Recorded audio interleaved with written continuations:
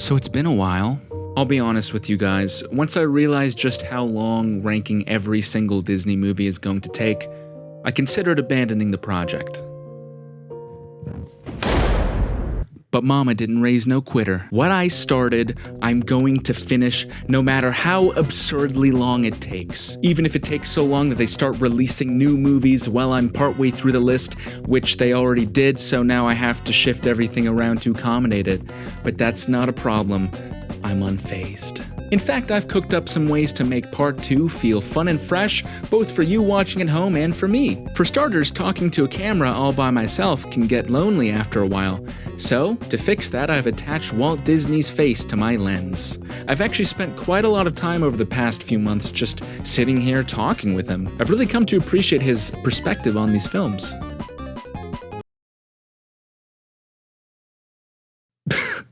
He cracks me up. Anyways, because Zootopia 2 came out, we're now looking at 64 movies instead of 63. Luckily, Zootopia 2 is a solid film, so we won't be talking about it today. However, we will be starting at number 50 instead of 49, so just pretend that Wish was always at number 51 on the list, and it'll be like I never planned this poorly. It's ranking time.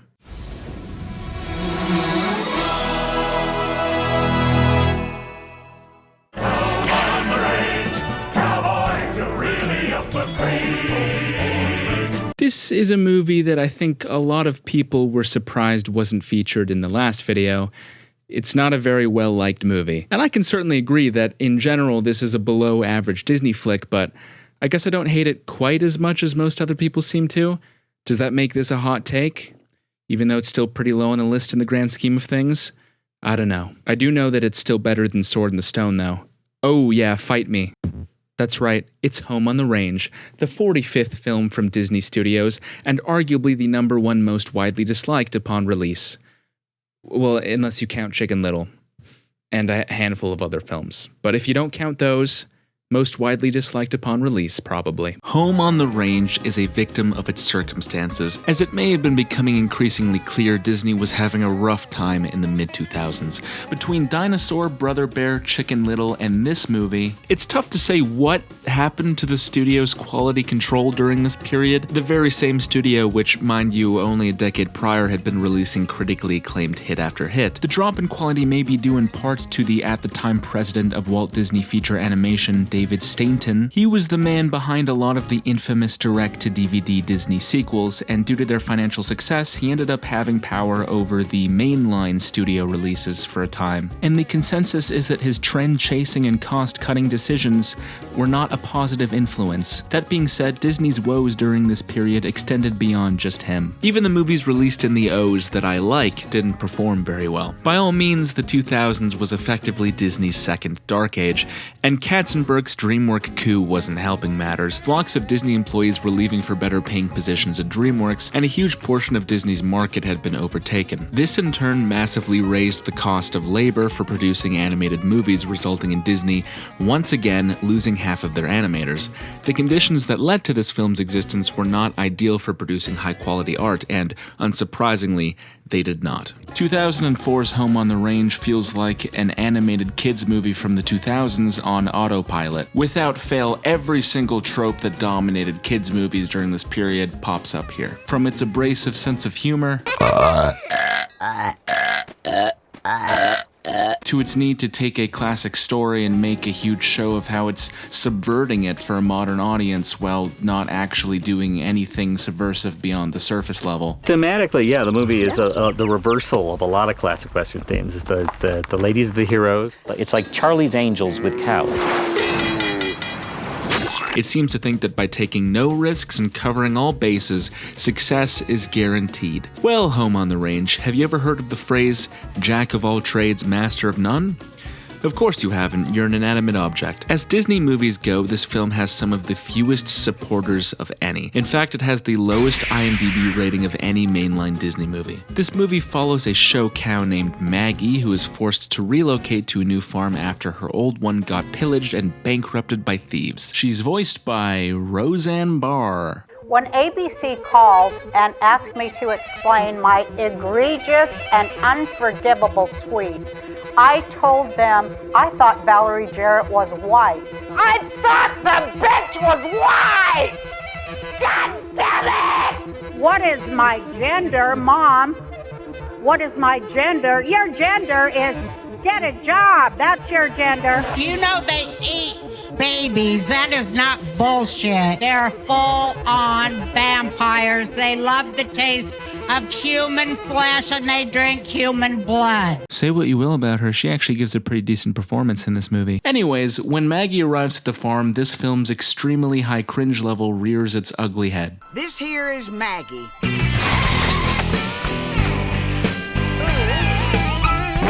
It will quickly become apparent that this movie isn't very funny, even if you're a child. And worse yet, it keeps trying to be funny. The Seinfeld reference I can live with, though. It's here that she meets Mrs. Calloway, voiced by the immaculate Dame Judi Dench. Hey, thanks everybody. Is this thing on? Good morning, Margaret. I'm Mrs. Calloway. Hi. And this is Grace. Hi. I just wish she was in a different Disney movie. And the two of them immediately clash. It'll be fun. Did you just hit me? Kinda. Oh! Oh no, not the hat. What? What about the hat? While Maggie is a brash, fun-loving cow, Mrs. Calloway is a priggish, rule-oriented pedant cow. Lowbrow remarks may work for you, but we prefer the gentle approach. And Grace the stupid cow is there too. She's stupid. Cover me. With what? The crux of the film is that these cows have to go on a quest to save their farm when an eviction notice shows up and the dastardly Alameda Slim, the man who pillaged Maggie's old farm, swoops in to buy it. You see, his cunning plan is to pillage a bunch of farms, force the owners to sell, then show up at the auction wearing a bulletproof disguise of glasses so that no one will recognize him and he can purchase the land. The cow squad form a plan to bring a wanted criminal to justice, collect the bounty, because cows can collect bounties apparently, and use the money to save the farm. What's the bounty? $750. The criminal they end up going after is, surprise surprise, Alameda Slim, who they don't yet know is the man trying to buy their farm. Also, he has the power to hypnotize cows with yodeling. The sweetest way of rustling yet devised. There are so many scenes in Disney movies that are clear allegories for drugs. Someone needs to write a paper on this. Ultimately, they beat him by trapping him in a train and then exposing him as Alameda Slim, and then he gets arrested. It's Alameda Slim. It's a bit underwhelming. In all honesty, there are a lot of scenes in this movie that I think are just fine and you could find in a much better Disney film. What really holds this movie back from being on par with most other Disney flicks is just how bland it is. Every development is beyond predictable. Like, there's a rival bounty hunter called Rico who's introduced near the beginning of the film, who's also out to catch Alameda Slim, but then in a shocking twist it turns out he was working with Alameda Slim all along. And no one watching the movie saw it coming. Let me present the most traitorous, double-crossing gun for hire that I've ever had the pleasure to call partner. Rico. You're too kind, boss. No, it can't be. Oh, and speaking of the bad guy, the movie makes sure to show off his underwear and emphasize that he is a big fat ass repeatedly because I guess someone at Disney was just into that. They may call him Alameda Slim, but he ain't slim all over. My favorite character in this film is the horse who thinks he's hot shit but actually sucks, not only because he's the only one who gets funny lines, but because of how expressively he's animated. He's Rico's horse, but eventually he gets replaced and doesn't handle it very well. Well, there it is then. He serves as something of an antagonist to the main trio, not because he's aligned with the villain, but because he wants to be the one to catch the villain, thus making him the hero everyone will remember. Rico's gonna be so proud of me! Genuinely, this horse is the only character who got a chuckle out of me. because the rest of the humor is fucking really bad. I gave up clown college for this? But let's talk about one of the more unique parts of this film. Its animation. You may have noticed that this is one of the more cartoony looking Disney films. The animation makes use of a lot of bright contrasting colors and sharp angular character designs. These cows look like they have anvils in their spines. The film also has a lot of especially exaggerated character movement. And I can see why this style wouldn't be appealing to everyone. It's not my favorite, but it does open the door to some good visual jokes. Here's one of the only other jokes from the movie I think is funny.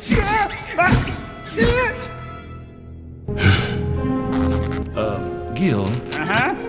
Am I correct in assuming that each and every time we brought a herd back to this secret lair, you've managed to sit in the exact same spot, blocking that choice piece of property from my view?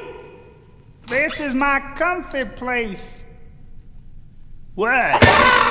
In another Disney movie, like, say, The Hunchback of Notre Dame, where we're supposed to take the villains somewhat seriously, this joke wouldn't have landed at all. But here, it actually kind of works. That being said, this film's level of cartoonishness doesn't always work for me. Like, there's this one scene where the cows are in a desert and then it starts raining, and like 5 seconds later the desert is covered with water, and then 5 seconds after that the water has now turned into an ocean that the cows can swim in. And I know this is a cartoon.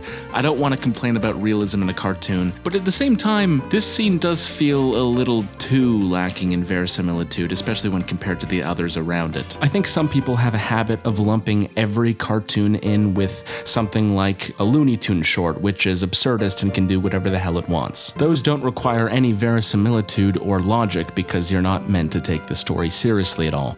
But a Disney movie, even one of the more cartoony ones, whilst it's still for kids, the plot isn't complete gibberish and we're clearly meant to take it more seriously than we would a Looney Tunes cartoon, and thus, it requires some amount of believability in its writing. Hence, a desert turning into an ocean from 10 seconds of rain is a little over the top. That's basically all I have to say. I'll just leave off on this tidbit. Earlier in the film, we meet two bulls who immediately perv on the main cows and show up every now and again, only to get vehemently rejected every time because they're creepy. Maybe we can help each other? Yet in the final scene, the bulls stalk the cows to the farm they live on, and suddenly the cows are into it and they dance together.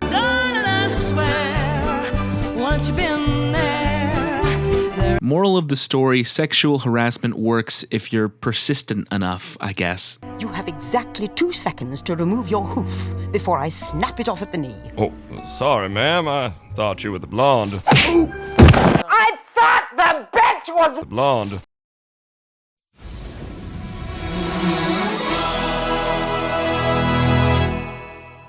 Fun and fancy free. It's yet more compilation movies, folks.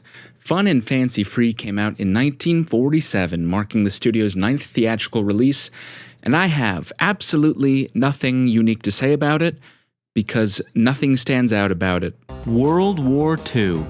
It changed a lot of things, including Disney. During the war, Disney committed over 90% of its resources into producing anti-Axis propaganda and public service films. These shorts tend to be fairly out of character for what you would expect from Disney, and many of them, especially the ones about the Japanese, can tend to be fairly uncomfortable to watch today. Did Donald Duck just massacre a bunch of Japanese planes? Oh. Those planes aren't meant to represent actual planes, are they?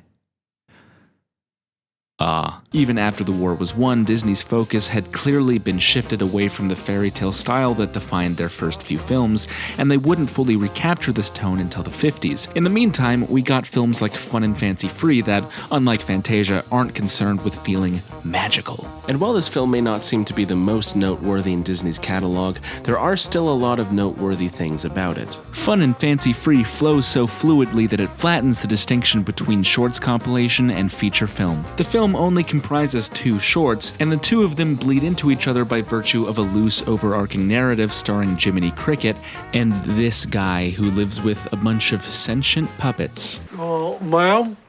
Bonwee. Oh, yes, ma'am. Yeah, bunny, I don't know, bunny, And yes, it is canonically the same Jiminy Cricket from Pinocchio, which I guess is just more evidence that Disney films take place in a cinematic universe. I'm not even gonna try to wrap my head around where this fits into the grand timeline though. You guys can do that in your spare time if you want. As is typical with Disney, the film's blending of live action with animation is very impressive, especially this shot. They had to manually stop motion animate that by taking a tiny bit of liquid out of the cup frame by frame until it was all gone. If that isn't dedication to the craft, I don't know what is. It's commendable that they tried to make the film flow together as one cohesive whole, though Jiminy Cricket's presence in the movie can feel a little unnecessary at points. The first short is the story of Bongo the bear, a circus bear who's abused by his owners. He was tossed around like an old shoe. Once he's finally had enough, he escapes and makes for the wild where he meets a beautiful female bear. The two of them immediately fall in love, and all seems to be going well until, the alpha bear shows up, and he has his sights set on Bongo's girlfriend. Being the twinkish femme bear that he is, he simply cannot compete with the alpha bear's muscles and gets his shit rocked in a fight. And it's at this moment, when he's at his very lowest, that Bongo's girlfriend swoops in and punches him in the face. Hello.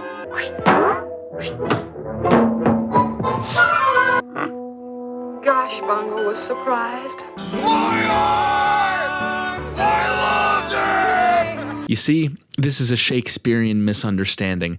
The girl bear is trying to signify her love for him because, as we later find out, bears express love with physical violence. I love you, but a bear likes to say it with a slap.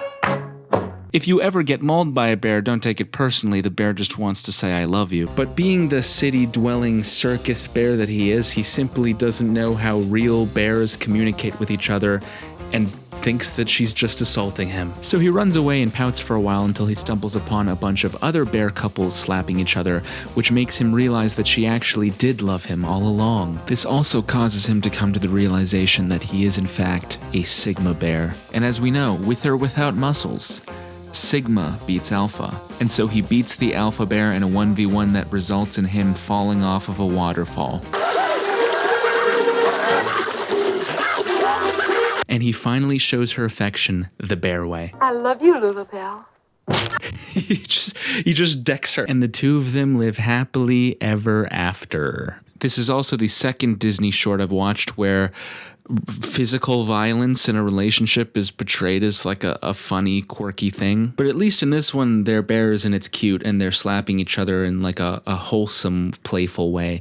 In the other one, it was just kind of weird and uncomfortable. I mean, on its face, this is a perfectly acceptable, inoffensive short. Its main issue, however, is its length. It's 30 minutes long. That makes it one of the longest Disney shorts ever. And it has no right to be. It frankly shouldn't be longer than 10 minutes. About half of the runtime of the short is just Bongo walking around through the wilderness by himself. Between the moment he escapes from captivity and the moment he meets his girlfriend, there are 10 minutes where virtually nothing happens. This short ends up being such a slog to get through that it really is the movie's undoing. But hey, at least there are stock sound effects in the movie that would go on to become memes later. So that's funny.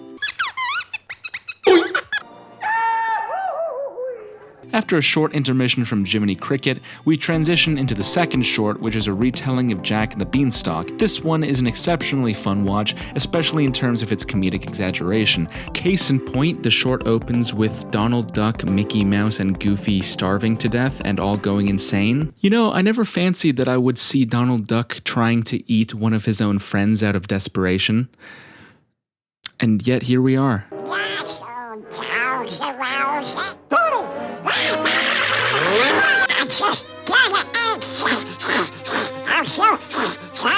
So instead of killing the cow, they decide to sell it, but because Mickey's not very smart, he trades the cow for just a few magic beans, at which point Donald goes berserk. I sold the cow for some magic beans. Beans?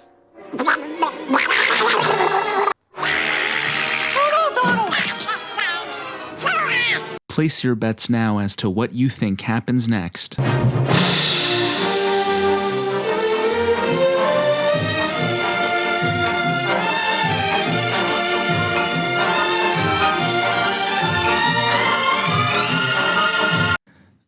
was a close call there. From this point out, it's a fairly faithful retelling of Jack and the Beanstalk, albeit with some Disney-fied elements. They find a big mean ogre who wants to hold them captive. Forty.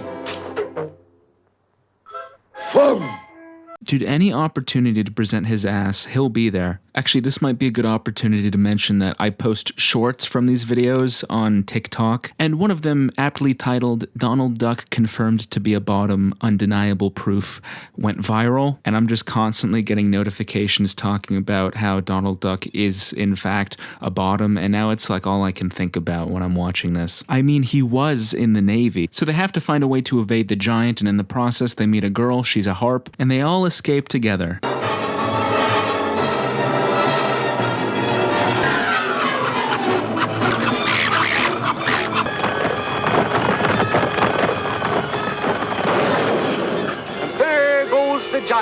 Now, it's time for me to dust off my Reddit fedora, because I'm about to point out a plot hole. In a fairy tale, the ogre is clearly established to be able to change form at will. I can change myself into an elf, fly up high like the birdies. And yet when he's falling to his death, he doesn't think to change into a bird? What is he, stupid? Well, I guess he is actually kind of supposed to be stupid. So maybe it's not a plot hole, I don't know. The magic harp lady restores peace and prosperity to the land, meaning they'll never go hungry and have to consider eating each other ever again. This short is genuinely entertaining and has a surprisingly grand sense of scope considering its runtime. It's also the last time that Walt Disney ever voiced Mickey Mouse in a cartoon. I'm gonna be honest with you, I didn't even know that Walt Disney was the voice of Mickey Mouse in the cartoons until I learned that this is apparently the last time he ever voiced him. Hey, Poodle! Here she comes! I feel a little wiser now. Honestly, I'd recommend it. I think it's one of Disney's better shorts. It's just a shame that it's paired with the long-ass bear short. The ending of the movie is bizarrely meta. What I'm trying to explain, Mortimer, is that Willie the Giant didn't actually exist. He's a metaphysical phenomenon of your subconscious mind. The narrator of the stories we just saw realizes that he himself is a character within the DCU when the giant from the Jack and the Beanstalk short breaks into his home, literally breaking the fourth wall or ceiling. Has anybody seen anything of a teensy-weensy little mouse? No, This is some Charlie Kaufman shit right here. Also throughout, there's this puppet who makes #relatable jokes for the audience to chuckle at, which is surprisingly modern for a film of its time. I didn't think I'd start seeing stuff like that till the 80s at the earliest. All was misery, misery, misery. Just like the 8th grade. It's nice to know that even the greatest generation hated middle school. Overall, this film is weird as fuck and there's no denying that, and it doesn't exactly knock anything out of the park, but I think I might have a bit of a soft spot for it. One thing I can say for sure, that meta ending probably blew the minds of children across the nation when this movie premiered.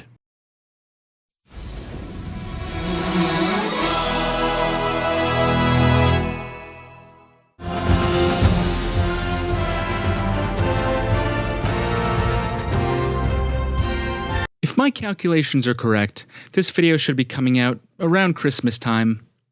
Maybe a little bit after, but close enough. Ha ha ha, you fucking idiot, not even close, it's February now. And as such, I will use a Christmas analogy to describe the film. Have you ever realized at the very last minute that you forgot to get a Christmas present for somebody, so you panic and snatch up a random object from your house that was never meant to be a gift for anybody and pretend that that's your present for them? We've all been there.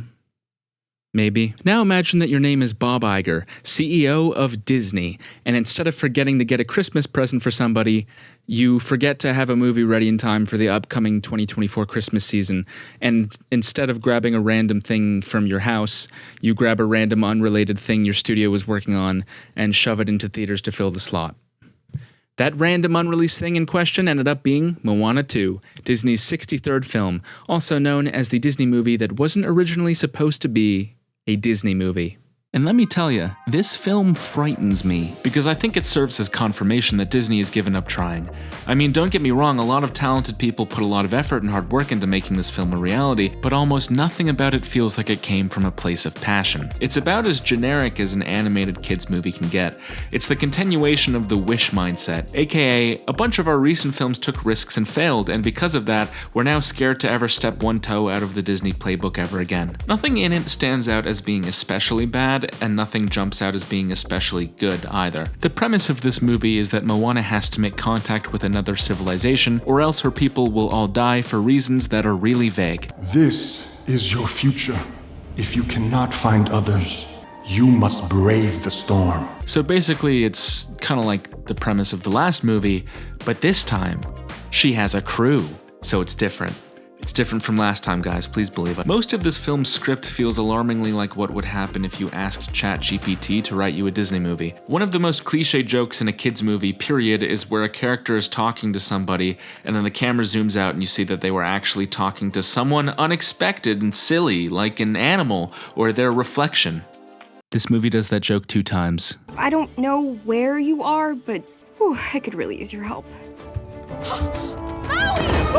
Together, we rise as one. Together, we take our freedom!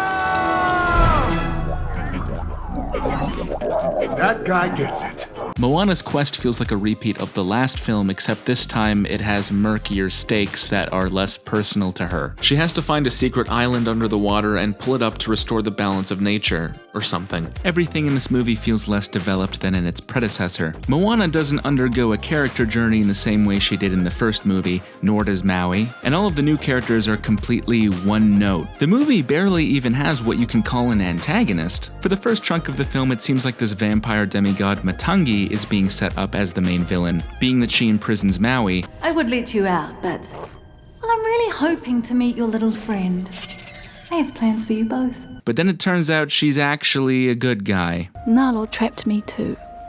I want you to beat Nalo. She was only imprisoning Maui so that she could release him at the right time. This was your plan to keep me in a snot cave because you want us to go together? Well, I certainly did not keep you for the conversation. I mean, you could have told him that. You didn't have to like dangle him off the ground the whole time. Her role in the film is basically just to facilitate the reunion between Moana and Maui and chuck Moana into a portal at 1,000 miles per hour. I'm kissing the bed! We're in a portal of the gods! I'm concerned that Disney films are becoming too reliant on having twist villains. I guess in this film they did it the other way around in that you think someone is being set up to be the bad guy and then they're not. But even so, it leaves the film without a clear antagonist. Ultimately, the real main villain is the storm god Nalo, who is barely even in the movie at all. You only actually see him in a post-credits scene that's setting up Moana 3. We're just getting started. What is he, the Thanos of the Moana-verse? He has such little screen presence, in fact, that this ends up feeling more like a man versus nature film, but not a particularly good one where the character actually has to make sacrifices to preserve themselves. Just like a happy-go-lucky, feel-good movie where nothing actually bad happens to the characters. The ending is about as straightforward as it gets. They go to the island and they pull it up, and the day is saved.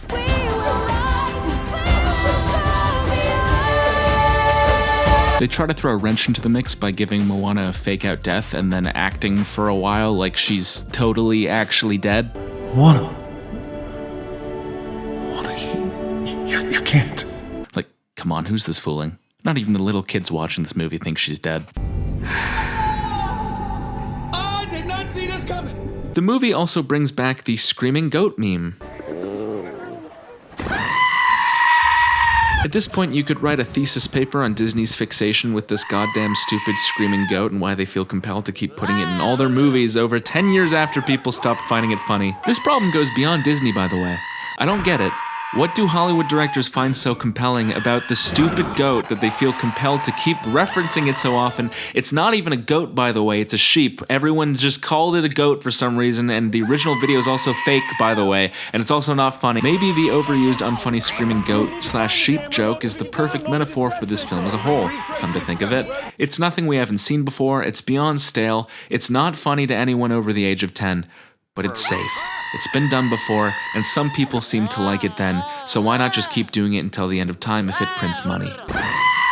And just to add insult to injury, this blobfish character is actually referencing two different memes at once. Whereas the sound that plays is the screaming goat sound, its design is clearly based on the weird-looking fish viral image that was popular in 2018. That's two birds with one stone. You're killing it, Disney. The pacing in this movie is probably the most off-kilter thing about it. It feels like a super long first act with an abrupt climax glued on.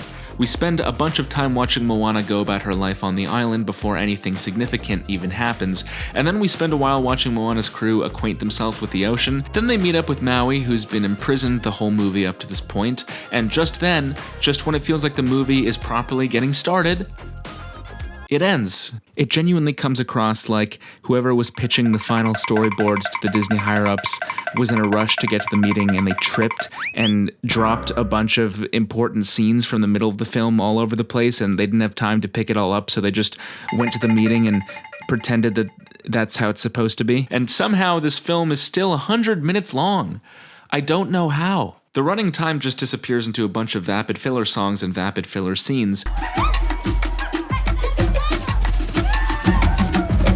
Thank God they put a dance-off scene in the movie. I was worried that we were going to spend time fleshing out the characters or the villain or something. In all fairness, the dialogue is noticeably better in this film than it was in Wish. At least the exposition isn't unbearably on the nose. Best friend and honorary doctor of all things rational. My interview is in 1 hour. The music is also better, but not by a whole lot. The first Moana had Lin-Manuel Miranda on the soundtrack. This film does not, and you can tell the songs are nowhere near the same caliber. The first film had How Far I'll Go.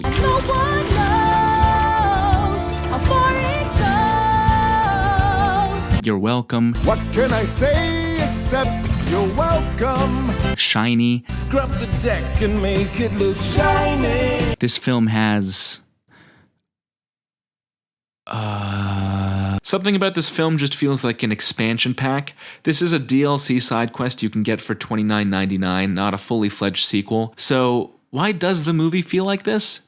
Well, because in essence, it is that. This movie was originally supposed to be a Disney Plus show, but late in production Disney reworked it into a movie despite the fact that it was written and paced to be a mini-series. The reason Moana stays on the island as long as she does despite very little happening is likely because this portion of the film was meant to be episode 1. The reason the film feels as slow and segmented as it does is because it was originally meant to be watched in pieces, not all in one sitting. Maui only links up with the other characters near the end, I assume because he wasn't originally supposed to be a major character in the story, but when Disney decided to forcibly remold this into a movie, they added more scenes with him to try to make this feel like more of a legitimate sequel to its predecessor. I could be wrong about that one, that is just speculation, but it would make sense. Despite the resounding and deafening silence this film was met with by Disney fans and indifferent shrugs from everyone else, it was a recognizable IP and it wasn't controversial in any way, and so it made boatloads of cash, something Disney had been struggling to do for a while. And while I try not to be pessimistic, I'm concerned this may be a death sentence for creativity in future Disney products, at least for the time being. If only Strange World had actually been good. But hey, say what you will about that movie, at least it's funnier than this one. Go get him, princess. Still not a princess. Well, a lot of people think you are. What the? Was the movie just talking to me just now? Does the movie know what's going on in my head and what's going on in the world? How does the movie know that? What the? It's like it's self-aware. What the heck? Screaming Goat.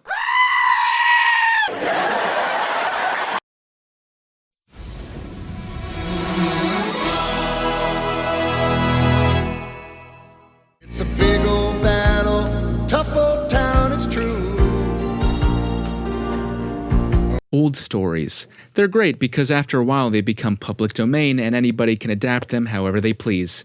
If they wanted, they can even modernize it or something. Disney loves doing this. Take an old story, find a way to make it new. It's kind of their thing. And 1988's Oliver and Company, the studio's 27th flick, is no exception. Arguably the studio's most modern film yet at the time. Disney's massive fall-off in the 80s was rivaled only by that of the Soviet Union. Black Cauldron made negative $1 trillion at the bank, and every Disney board meeting for the next few years involved a lot of downwards red arrows. Several years ago, Don Bluth had dramatically exited the studio to start up his own edgier, more mouse-based studio, and his most recent film, An American Tail, managed to outgross Disney's mouse movie counterpart, The Great Mouse Detective. Or in other words, Disney was falling behind in the animated rat race. Mouse race. Around this time, the company also found itself under new management, in the form of CEO Michael Eisner. It is essential to maintain the old, replenish the old, to enhance the old, to modernize the old. At the same time, it's essential to do what I'm sure Walt Disney himself would have done, which is to experiment with every new and innovative kind of entertainment possible. And with him at the reins, the studio made a lot of changes. For one, Disney's films and TV shows were going to be more cool, hip, and modern from here on out. If I could make you stop and take a look at me instead of just walking by. And arguably the first taste we got of this new with the times Disney was Oliver & Company, loosely based on Oliver Twist, and boy was it modern. The soundtrack was tailored to sound more like pop music than the whimsical traditional Disney ditties. Like The Great Mouse Detective before it, it experimented with 3D animation. But even here, Disney added an amazing bit of modern electronic magic. Computer-generated background images. We're only seeing the tip of the iceberg as to what the computer can give to us. And it's the first Disney movie to ever be full of product placement. Drink Coca-Cola. This really is the most unabashedly 80s movie that Disney ever made, and I love that about it. Tempo, it's about a rhythm. This city's got a beat. You gotta hook into it. They turned the characters of Oliver Twist into anthropomorphic animals. They turned the Artful Dodger into a cool bad boy dog who struts coolly. And they got Billy, New York State of Mind Joel, to voice him, and he delivers what might be the most underrated Disney banger of all time. Why should I worry? Tell me, why should I care? Say may not have a dime, yo, but I got street savoir-faire, why should I worry? They also got Bette Midler to be in the movie, and she is a pretty banger song as well. See how the breeding shows. But of course, it can't all be sunshine and daisies, since at the core of this film is the dark and kinda twisted tale that is Oliver Twist. Right? Well, sorta. Put simply, Oliver Twist is a story about an unfortunate orphan boy who navigates his way through a shady underground world of quirky characters, only to discover that he's actually rich and belongs with rich people. What a twist. Oliver & Company basically has that, along with the same colorful cast of characters. We got Artful Dodger, we got Fagin, we got Bill Sikes, but make no mistake, unsurprisingly this is a whitewashed, Disneyified version of the story. The darkness has been significantly toned down. There's a lot less focus put onto the brutal and oppressive system that Oliver is forced to live under. Morally ambiguous characters such as Fagin have been turned into clear-cut good guys who are merely taken advantage of by the real bad guys. Now I lent you money, and I don't see it. There's a moment from the original story in which one of the main characters gets violently beaten to death. So that didn't make the cut. Not that I'm saying it should have. Of course, these decisions make sense from the perspective of trying to make a kids movie, but let's face it, the original Oliver Twist is a fairly depressing story despite its happy ending, and when you scrub this much out of it, you end up losing a lot of what made it emotionally resonant. Of course, this film does introduce some new and fun plot points in an effort to make up for this, like an epic subway chase at the end, but it doesn't quite feel like enough to give this film the oomph that subsequent Disney films have. Also, weirdly enough, this film's climax is a total reversal on the originals. In this film, Oliver and the gang save his new guardian, Jessica, from the evil Bill Sikes, but in the original, it's Oliver who's being held hostage by Bill Sikes, and it's his guardian, his grandfather, who has to save him. Whereas Oliver and the Artful Dodger's relationship is of secondary importance in the original story, it's been decided that now Oliver and Dodger bonding should be the core of the film. You know, in an attempt to channel that tough and aloof mentor softens as he takes a younger character under his wing archetype. You're okay for a cat. And this new relationship produces some fun scenes, but I wish the movie had fleshed it out a little more or paced it a little better. In fact, the pacing in this movie in general isn't great. The only segment of this film that, to me, feels like it properly takes its time is the opening sequence where Oliver gets lost in New York, which has no dialogue and just treats us to an original song by Huey Lewis, and it works quite well. New York City. After that, he meets Dodger, and they quickly become rivals when Dodger tries to swindle him. Wait, you're not being fair! Fares are for tourists, kid. Consider it a free lesson in street savoir-faire from New York's coolest quadruped. I help you get those! But then he follows Dodger back to his base and then just immediately becomes part of the family, like overnight. They literally just met, and the movie's painting them as having like a big brother, little brother relationship, and it doesn't really feel earned. Oliver goes on a grand total of 1 heist with the gang before he gets taken in by a wealthy family, at which point he has a giant forced falling out with Dodger because he would rather live in a loving home than have to steal every day in order to stay alive. What a scandal. I have another home now, and someone who loves me. What do you mean, kid? You're in the gang. The gang means family. This place is not good enough for you anymore? Don't want to mix with the riff-raff? No, there was a little girl. I just want to go back. You want to leave? Fine. There's the door. I'm sorry, but you guys met yesterday. What are you talking about? You're not a family. But then they take down the bad guy together and they're friends again. We'll keep a spot open for you in the gang. Vice President. Dodger invites Oliver to live with them again, but he's past that life now. He's more mature than that now. This all takes place over the course of a few days. I think this problem could have easily been fixed by just having there be a time jump or some kind of montage showing Oliver living with the dogs over an extended period of time and becoming more accustomed to their style of life, which would have made it make a lot more sense for Dodger to act like it's a huge betrayal when he wants to leave. Take The Lion King, for example. We don't actually see that much screen time of Simba hanging out with Timon and Pumbaa, but the film still conveys to us that he spends basically his entire childhood with them, which completely recontextualizes the way he sees the world. This film, I think, needed something like that. It didn't have to be his whole childhood, but just some passage of time. We do also get some new characters to keep things fresh, but they don't actually have personalities beyond one-note stereotypes. What you talking about, man? That's a Grimo wallet, man. Man, you insulted my pride. That means death! Dodger's obviously the cool dog, but we also got the grumpy dog, the dumb dog, the Mexican dog, the girl dog. But unfortunately, none of them really have anything to do in the actual plot besides strutting. I'll also take a moment to bring up the fact that this movie has bizarre boarding choices. Like, for example, take a look at this shot.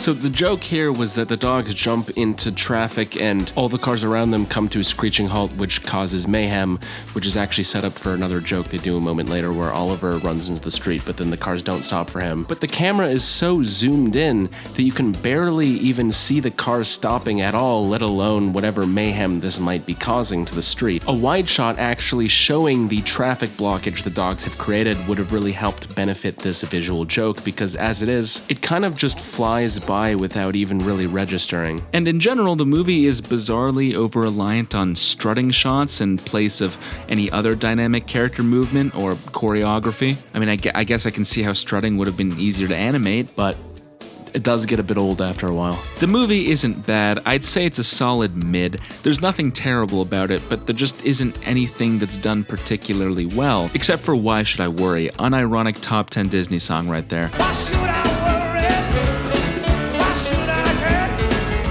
I want to see it get the accolades it's owed. I'll give this movie props for being the beginning of the modern, cool Disney, but all in all, it is lacking in enough areas that I don't really view it as part of Disney's renaissance, and neither do they. But hey, at least these dogs can strut.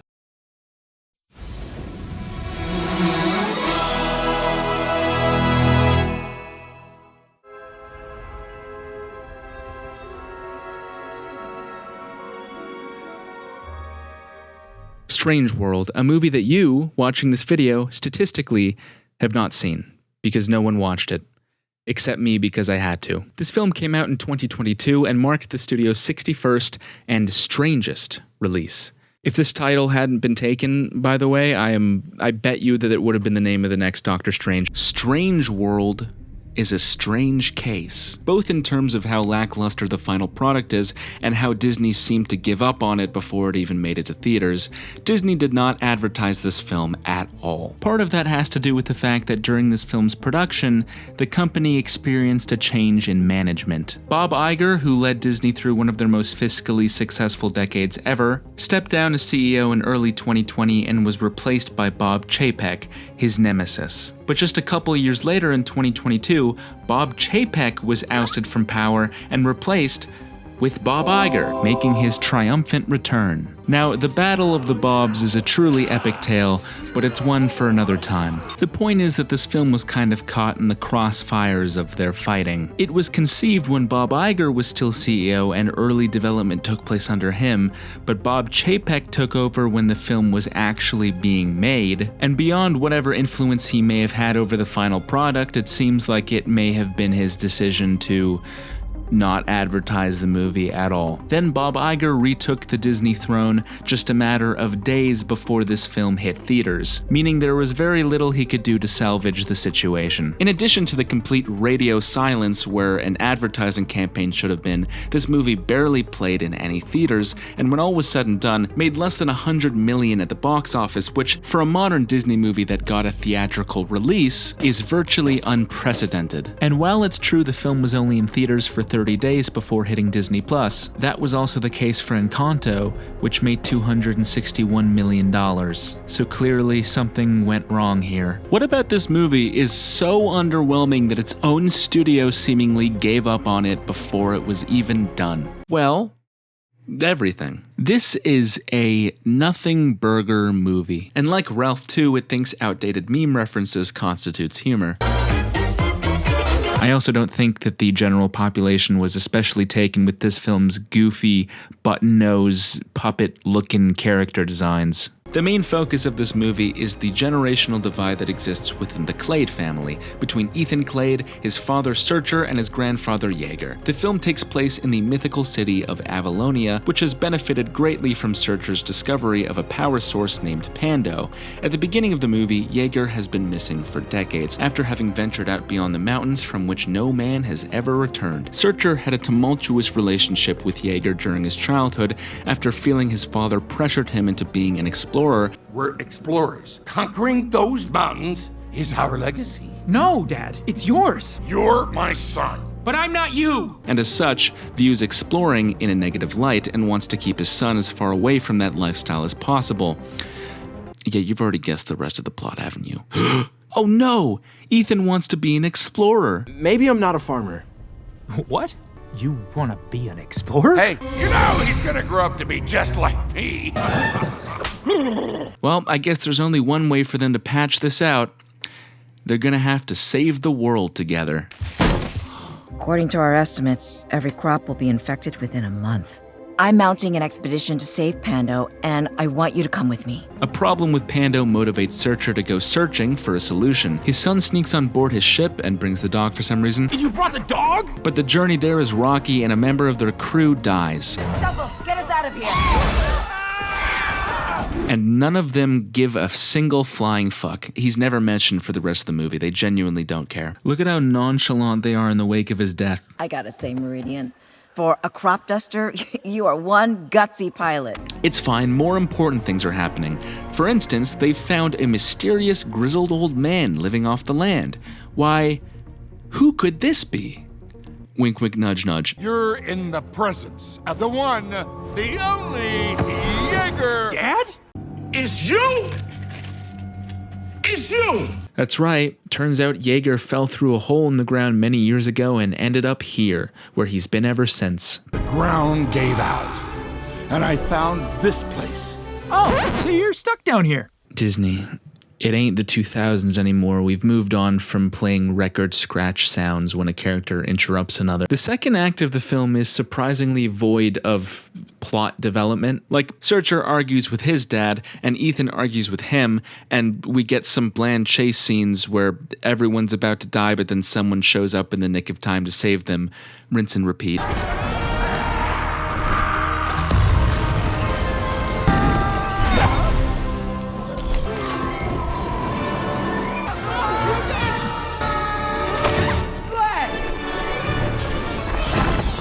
everybody. Good. Heads up! Get on!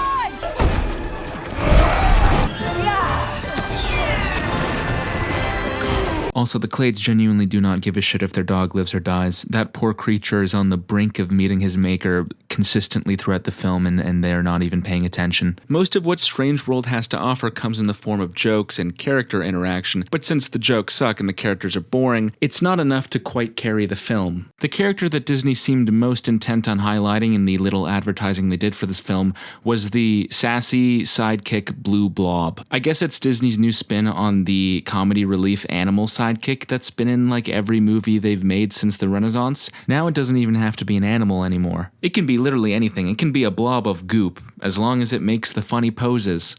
It's going in the movie. That being said, I do like seeing the studio experiment with a creature that doesn't have a face, meaning that all of its emotions have to be conveyed purely through its movement. In fact, none of the creatures we see throughout this film have a face, and I think the animators did a great job. A lot of great creative work went into crafting the creatures and world we see throughout the film. As for the film's main trio, they're here to explore the theme of generational trauma, a theme that Disney has explored at this point more than I think any other. I think the scene in which Searcher has a big argument with Ethan, one which mirrors the argument he had with his father when he was a teenager, is decently written. You don't know what you want! I know I don't want to be you! I'm also glad they made Jaeger a more complex and sympathetic character than just the mean dad who doesn't get his son. He actually has an understandable and sympathetic perspective as well. You see, I've been an explorer my whole life, chasing that horizon. That's all I've ever known. If I gave up on it, what would I be? But other than that, I can't help but feel like these characters are bent and warped to fit the film's narrative. For example, for most of the movie, Searcher resents his father for his inability to see the value in building up a society and his mentality of always putting brawn over brains. Searcher prefers the idea of building something new to raiding places that already exist. That's the whole reason he wanted to bring Pando back to his home, whereas Jaeger wanted to keep exploring. Hey, Dad, what about these plants? There's literally power surging through them. We're explorers, not gardeners.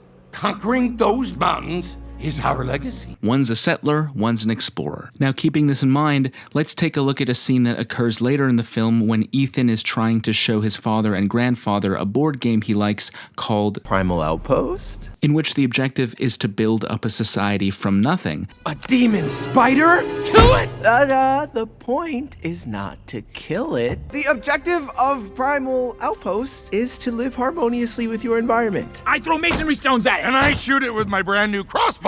You're just supposed to build a working civilization utilizing the environment around you. I don't get this game.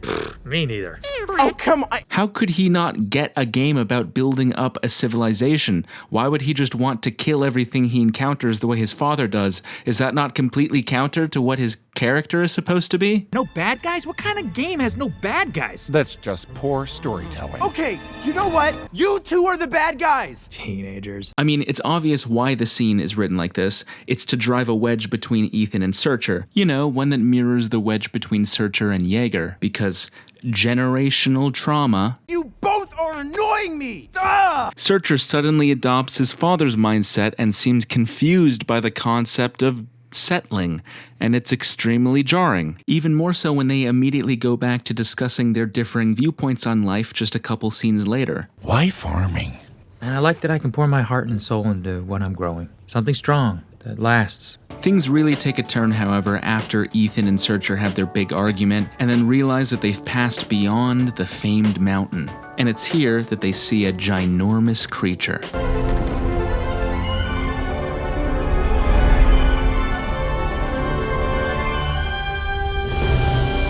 Only then do they piece together that all along, they've been living on a big turtle. All this time, we've been living on the back of this giant creature? They also conclude in this moment, while looking at the eye, that Pando is actually evil because it's killing the turtle. This place is alive. It's a living thing. And Pando is killing it. They gleamed a lot from looking at that eye. So they go back to their crew and tell them that Pando is actually evil and must be destroyed. If we want to survive, Pando has to go. What? You want us to destroy Pando? Which causes a mutiny that lasts for all of 5 seconds of screen time and then gets immediately resolved. We came down here to save Pando. That plan hasn't changed. You have no idea what you're doing. You are going to destroy Avalonia! The mutineers, bless their hearts, forgot to assign someone to guard the clades, which is a slightly important part of the mutiny process.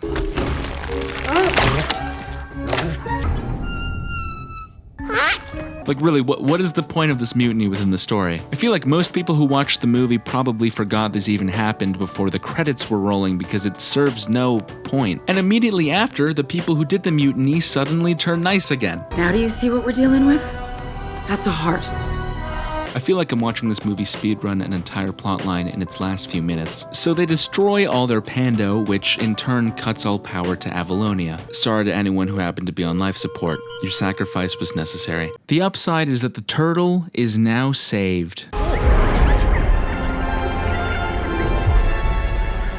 The film ends with an epilogue that takes place 1 year later after Avalonia has completely abandoned Pando. Dear Dad, though it's been an incredibly challenging year, it's inspiring to see how resilient people can be. The world's clearly changed. And though we can't live like we did in the past, we've now given ourselves a better chance at a future. The movie doesn't really examine the many downsides of just abandoning Pando overnight.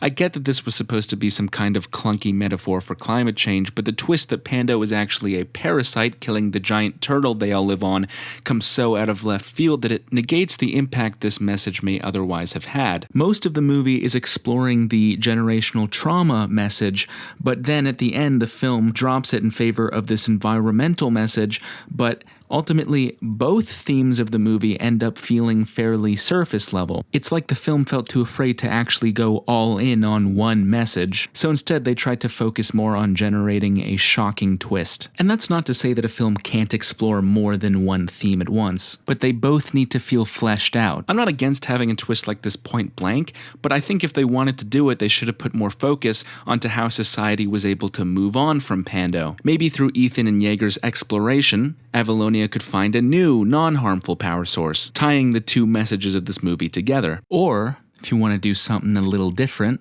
take the generational divide theme further by having Searcher refuse to destroy Pando. Consider that Searcher has been obsessed with Pando his entire life. Pando was the thing that drove him and his father apart all those years ago.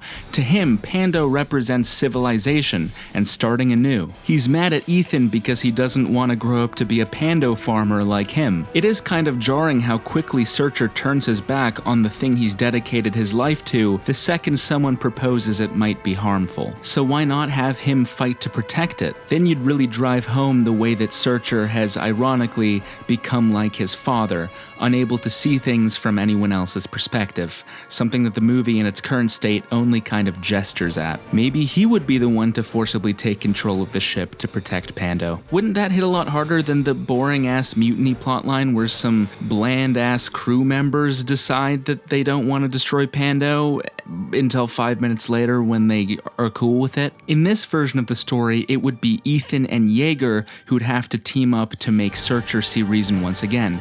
And maybe through going on that adventure with his grandfather, that's how he'd realize he wants to be an explorer. Ultimately, the film could end with the same reconciliation between the three that it currently has, but it would be a lot more impactful if it follows a legitimate conflict like this. Also, this way the film would actually have an antagonist for its third act, punished Searcher. As is, I guess, this woman is the closest thing to an antagonist the film has.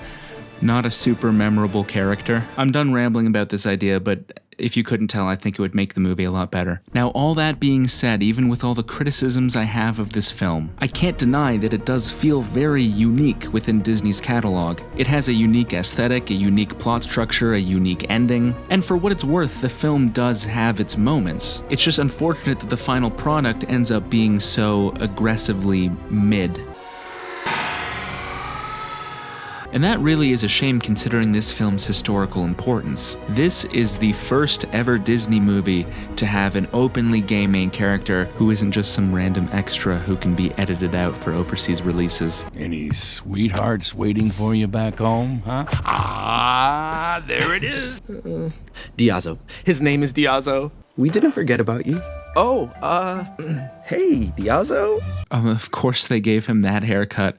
His head is a fucking dumpling. I assume that those who worked on this movie had to fight for this to actually be in the final cut, since Disney higher-ups and shareholders typically don't want anything that could be perceived as controversial in their movies. Notably, the production of this film coincided with the 2022 Disney employee walkouts, which were held as a retaliation against the studio's lack of response to the Florida Don't Say Gay bill. And perhaps this is just the more conspiratorial part of my mind talking, but part of me wonders if Disney executives felt pressured by all this backlash to allow a gay character into one of their films, but ultimately weren't happy about it for fear of controversy and boycotts, and as such decided to cut their losses and not invest very much into advertising this film. That is speculative on my part, but we do know for a fact that in the wake of this film's box office failure, Disney executives have been scrubbing pretty much any and all LGBT representation from their films and shows, Elio being the most recent example. So essentially what I'm saying is that Disney is going to use the failure of this movie to justify not putting any gay characters in their movies anytime soon. So if this movie had actually done us the courtesy of being good,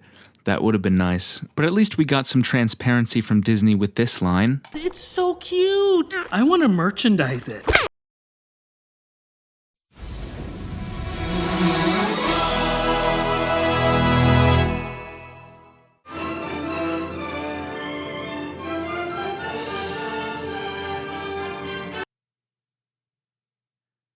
This counts as one of their official releases? Really? A Goofy movie doesn't qualify, but this does? I mean, it was made by the main studio, and I guess it's up to Disney to decide which of their films are part of their official canon, so fuck it, it's pooing time. The Many Adventures of Winnie the Pooh came out in 1977 and was the titular character's first ever feature, and what a grand journey he's had on the big screen over the years.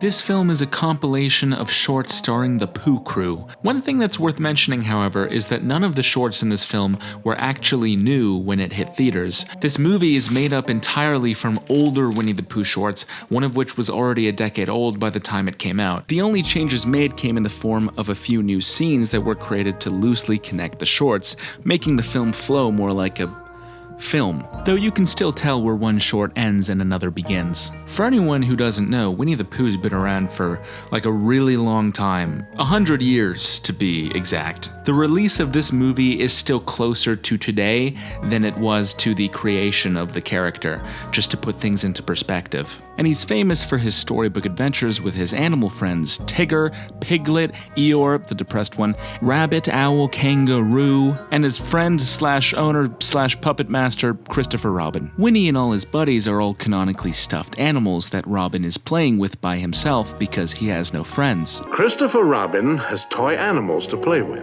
but his best friend is a bear called Winnie the Pooh. Now, this movie isn't as low as it is on my list because I think it's entirely without merit. It seems to me like it's a fairly good adaptation of its source material, though, mind you, I don't think I've read any Winnie the Pooh books since I was like 4, so I don't have that much of a frame of reference. The writers seem comfortable enough with these stories that they feel confident getting pretty meta at points, as the characters literally interact with the text of their storybook pages, which makes for some pretty fun gags. Who are you? I'm the narrator.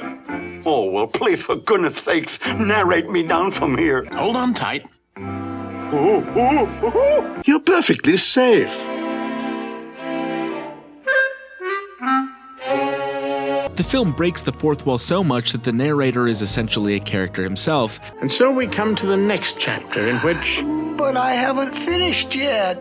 But Pooh, you're in the next chapter. I'm almost surprised they didn't tackle the philosophical question at the heart of these stories, that being, does Pooh actually have free will, or is he just a puppet in Christopher Robin's cruel machinations? The first short is all about how Pooh's uncontrollable greed and lust for honey causes him to rampage through his friend's home, stealing all of his food. Well, goodbye, if you're sure you won't have any more. Is there any more? No, there isn't. I thought not. And then get stuck in the door on the way out because he has fattened himself so. There's only one thing we can do. Wait for you to get thin again. How long will that take? Days, weeks, months. The second short is quite unfocused. It's primarily about how Owl's house gets destroyed by intense winds, but most of the short's running time is just random shit happening. Tigger is introduced in this short, but he's not relevant to its story in the slightest. He's important to the third short, but that didn't come out till 6 years after this one, so I wonder if a bunch of kids who saw this short in 1968 when it came out were wondering why a bunch of time was dedicated to introducing this tiger who barely even shows up again after his introduction scene. The third short is about how much Rabbit hates Tigger and conspires to get rid of him. Tigger's getting so bouncy nowadays that it's time we taught him a lesson. We'll take Tigger someplace where he's never been. And we lose him there. He tries to get him lost in the woods, but that doesn't work.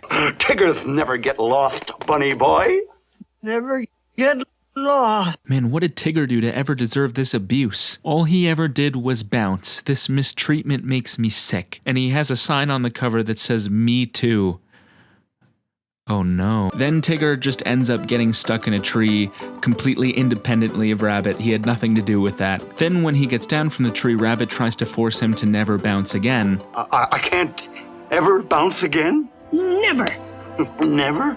And he agrees for all of 10 seconds, but then everyone says that they miss the old Tigger and want him back. I like the old bouncy Tigger best. So do I, Roo. I do too. The old Tigger? It's been 10 seconds, guys. Oh, all right. I guess I like the old Tigger better, too.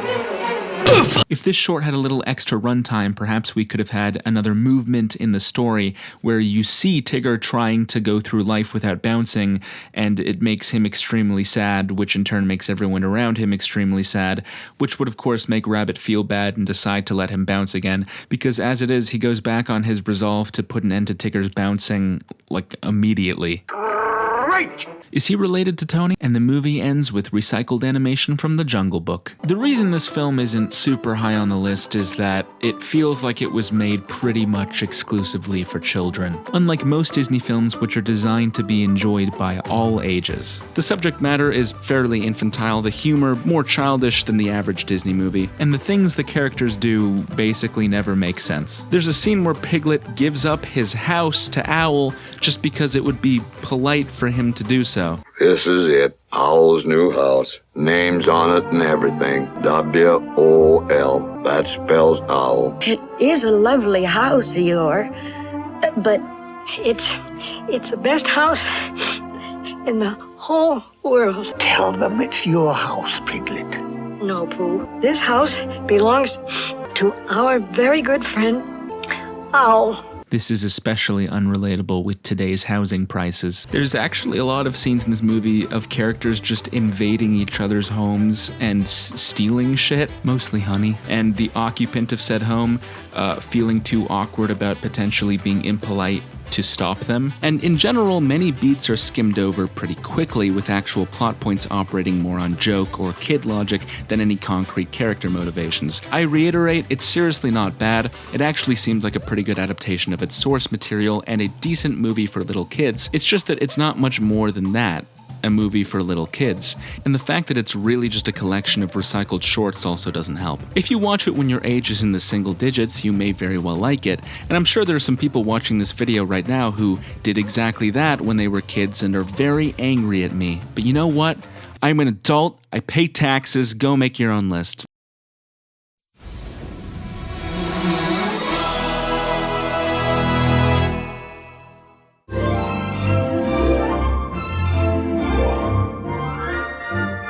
Yeah, so I decided to put both Winnie the Pooh flicks back to back with each other because virtually everything I had to say about the last Winnie the Pooh flick also applies to this one. The most significant difference is how it looks, considering this movie came out in 2011, 34 years after its predecessor. The animation is cleaner and a lot more polished.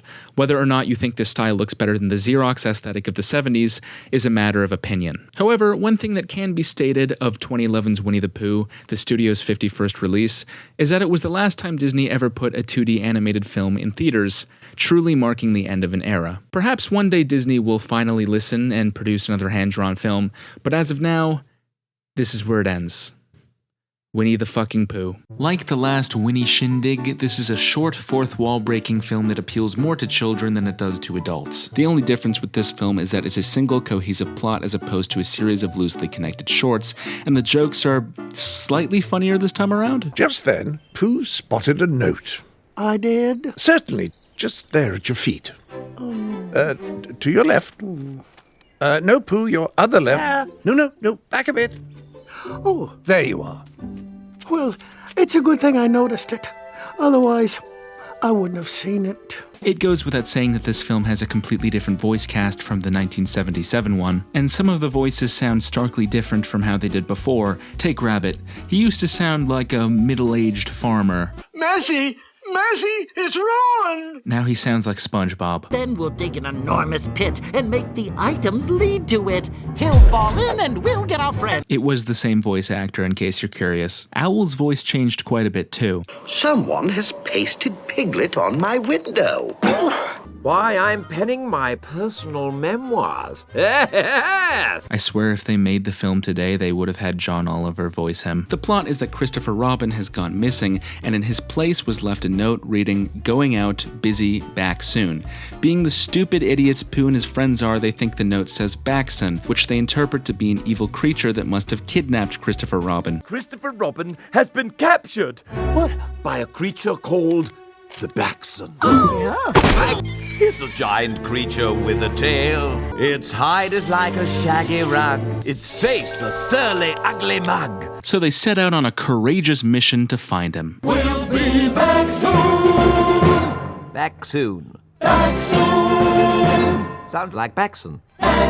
Now, this is very interesting because there's an innate implication throughout most Winnie the Pooh stories that it's just Christopher Robin playing with his toys and they're not actually alive. But here, they're active in his absence, implying that they do in fact possess free will. Well, that's one of two readings of the story. The other is that these are still Christopher Robin's words coming out of the toys' mouths, meaning that in his spare time, he pretends that his toys are looking for him because he's just so desperate for friends and validation that he has to resort to pretending that his toys miss him, which makes this a very sad story. So their quest to rescue Christopher Robin doesn't go particularly well, and ends in embarrassment when he inevitably returns and makes clear he was never in any danger. Christopher Robin explained that it had all been a misunderstanding. He had gone out and would be back soon.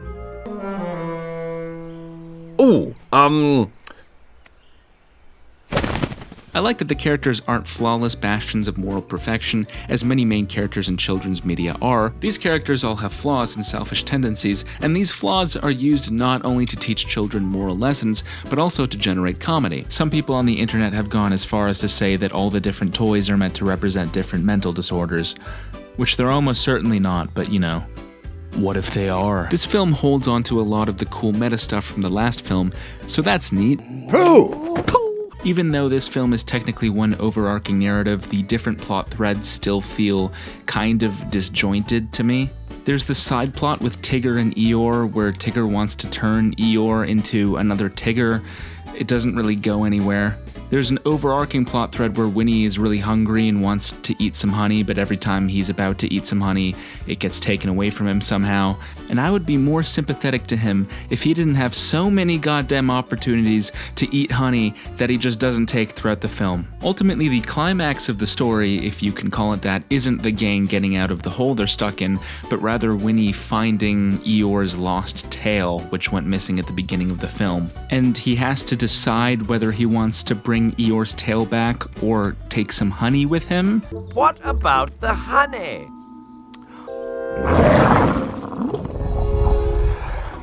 Some other time.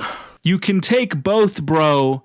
You have 2 arms, you idiot. Just carry both. Again, I didn't get a whole lot out of this film, but I'd hesitate to call it bad. It's just not for me. But both of these movies have provided the world with many great memes. So, that's gotta count for something. Moving on. Coming soon. Time for an intermission. You guys left a lot of comments on the last video, and I read all of them. All of them. So I figured, why not respond to some of your most common queries? Walt, if you wouldn't mind. Walt. Thank you. Alright.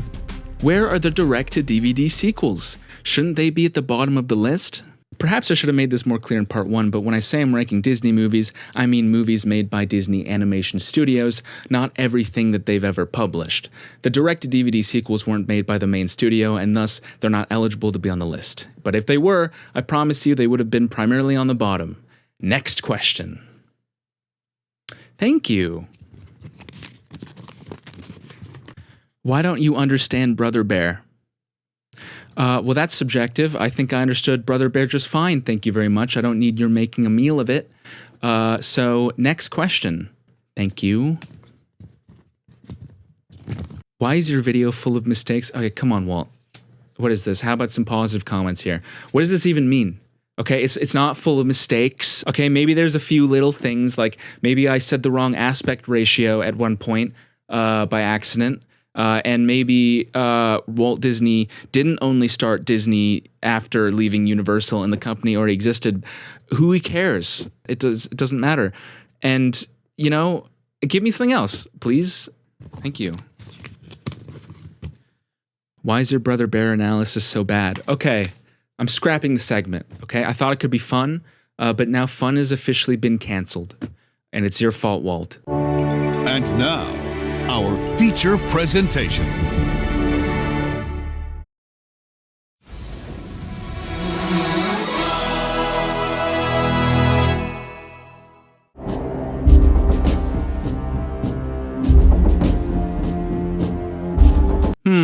It's the only Disney Renaissance movie that people don't really like. What else could it be than Pocahontas? Hitting theaters in 1995, this is Disney's 35th film, and the subject of countless video essays picking it apart. And you know what? It's for good reason. White guilt movies. They've been a staple of Hollywood for decades now. I mean, the highest grossing movie of all time is a white guilt story in which Native Americans have been replaced by blue cat people with pronounced abs. But before we had Avatar, we had Pocahontas. Disney had a lot of faith in this movie before its release, so much so in fact that they diverted their top animators away from the other film they were working on at the time so they could work on Pocahontas. And that other film in question was The Lion King, which is hilarious. CEO Michael Eisner was said to have had complete faith that this would not only be a massive commercial success, but a critical darling, raking in the Oscars and the Golden Globes and the Berlin International Film Festival Golden Bears. I guess that's a thing too. Gentlemen, I predict that Pocahontas will be our most important picture of the decade, far more sophisticated and groundbreaking than that furry lion movie we're also making. After all, the film is a historical epic that tackles some heavy themes about war, colonialism, and tribalism. And look at this animation. It's so thematic and red. Now, if that's not Best Animated Picture material, I don't know what is. It sure is a shame that the Academy won't introduce Best Animated Picture as a category until 2001 when Shrek wins, am I right? Michael, what are you talking about? It's 1995. What's Shrek? Why are your eyes glowing? Also, no one go to the World Trade Center on September 11th. Pocahontas hit theaters in the summer of 1995 and, much to Eisner's dismay, didn't make nearly as much money as The Lion King. Not only that, but it received heavily mixed reviews from critics, many of whom panned it for historical inaccuracies and being, well, boring. And having watched this movie twice now, honey, they ain't wrong. Disney films tend to sanitize whatever source material they're adapting, which makes sense where fairy tales are concerned. However, this approach really falls flat when applied to reality. Pocahontas was a real person, and the real Pocahontas had a complex and fraught life.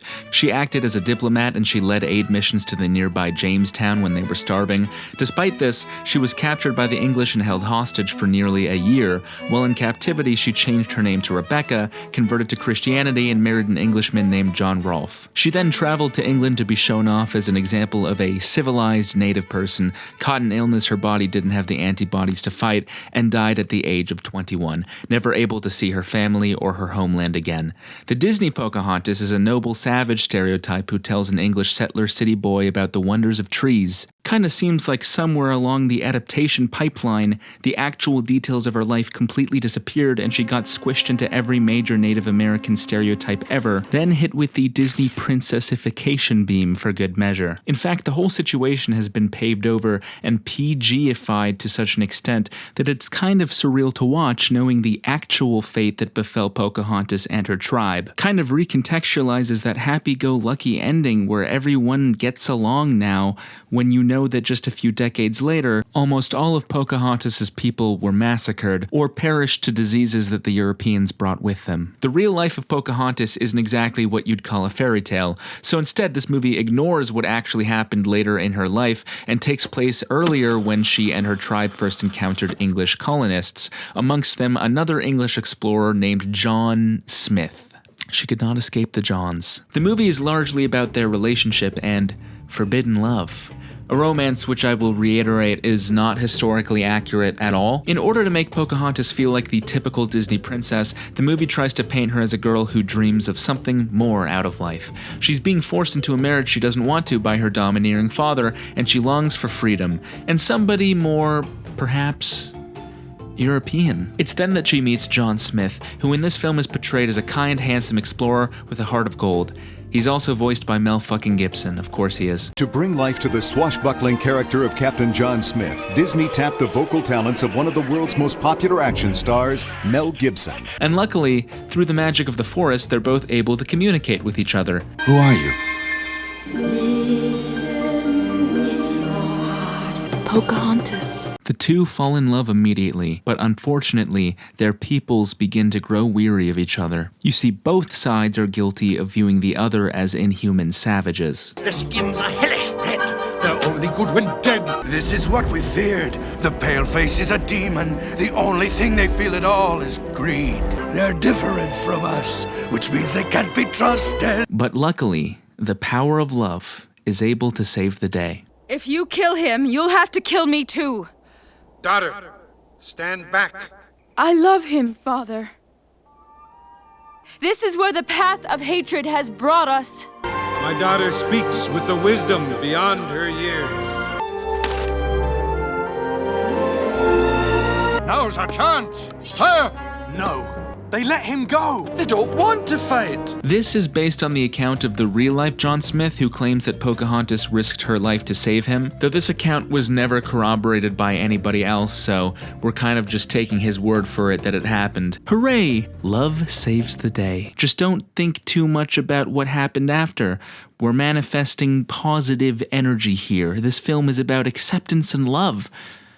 So just don't think about reality, okay, capiche? Look, I am sympathetic to the fact that in the 90s, a lot of what people knew about Pocahontas and Native Americans was clouded by Eurocentric bias. I'm not accusing the filmmakers of trying to make propaganda with this film. I do think that they wanted to make a film which explored the conflict between Europeans and natives in a nuanced way that portrayed both sides as being sympathetic.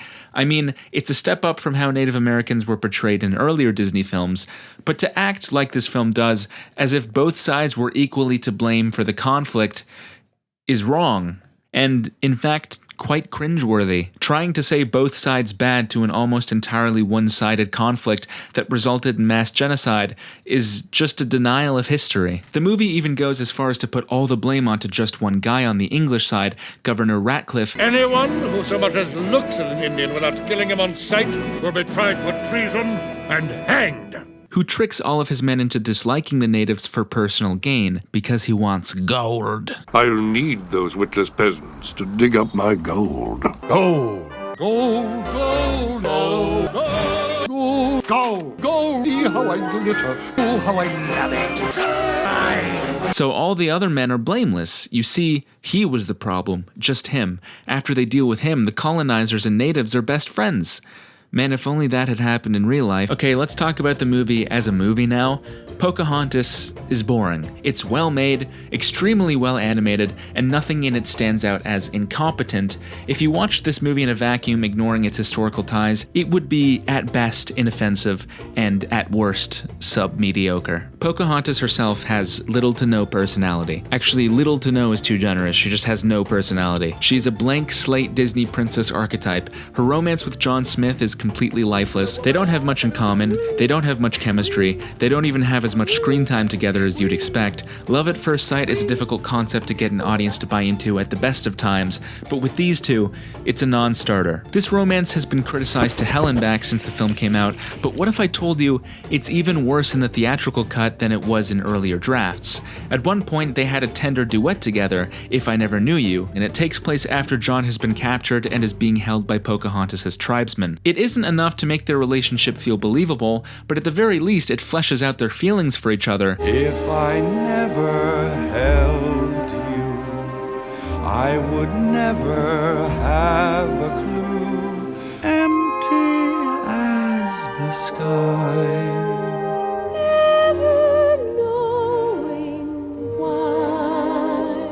It's the one time in the movie when I feel some slight chemistry between them, and they cut it because it didn't play well with test audiences.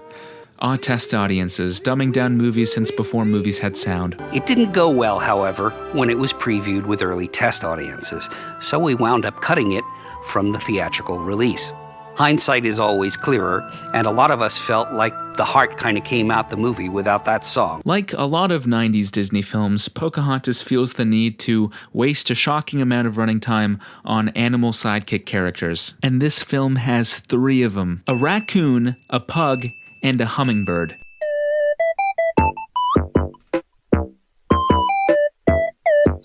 The raccoon, who belongs to Pocahontas, and the pug, who belongs to General Ratcliffe, have a conflict that stretches out across the entire film and never at any point gets interesting. What are you doing? That's enough! Then they become friends at the end because the mean governor guy is gone, which means everyone gets along now. I can tell a lot of talent went into making this film. It has a good atmosphere and decent world building. It was directed by 2 animation veterans. The soundtrack's by the guy who also did the music for The Little Mermaid, Beauty and the Beast, and Aladdin. And like I've said repeatedly, it looks gorgeous. I can respect a kids movie that tries to tackle heavy subject matter and do so in such a way as to educate its audience about real-world injustices, and the film certainly makes an effort to tackle this issue in a nuanced manner, but it just fumbles the bag so hard that it's difficult to view it in an especially positive light, even if, as previously mentioned, it does mark a big improvement in Disney's depiction of Native Americans from what came prior. They tried. Unfortunately, it just wasn't enough.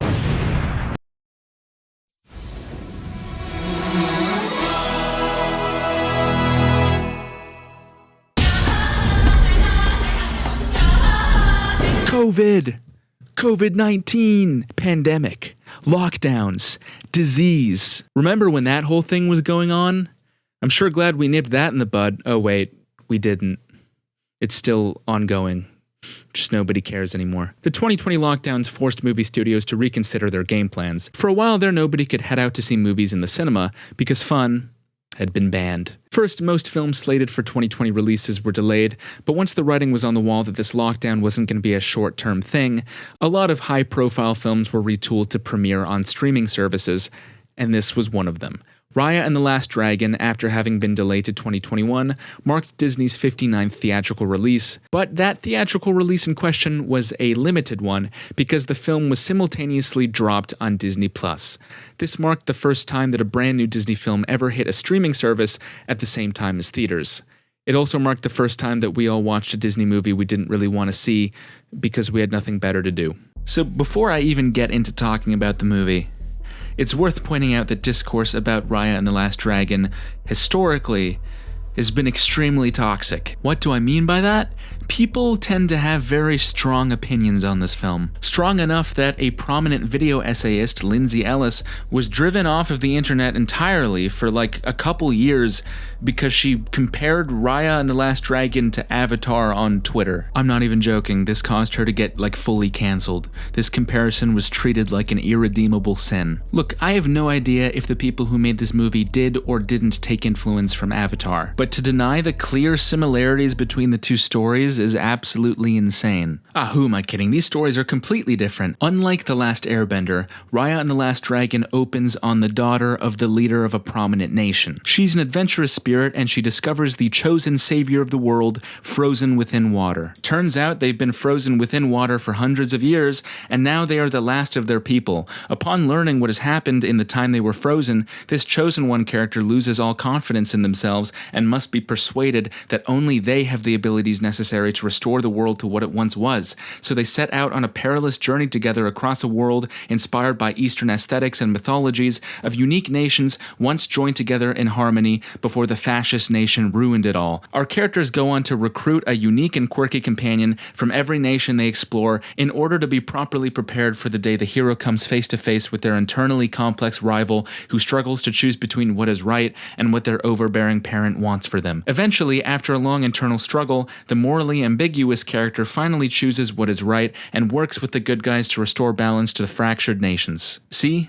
These are two completely different stories. Why would you even compare them? I'm aware that this was a bit of a tangent. I'm just still angry at how the internet treated Lindsay Ellis over this. Avatar is only one of the most popular shows of the last few decades. There's no chance it could have influenced this movie. It's just fantasy tropes. Also, at the beginning of the movie, she looks almost exactly like Korra to like an uncanny level. Look, if Raya did take influence from Avatar, that's fine. The only problem here is that Raya isn't a show. It's a single movie that crams an entire show's worth of characters and world building into 107 minutes. It's like watching Shyamalan's Last Airbender movie all over again, except not that bad. Not even close. I take it back, actually. So, as I mentioned, the setting of the film is a world which was once united and populated with magical dragons. That is until an evil force called Droon attacked. It was paradise. But then, the Droon came, which turned everybody it encountered into stone, forcing all the dragons of the world to sacrifice themselves in order to seal it away within a magic gem. Everyone that was turned to stone came back.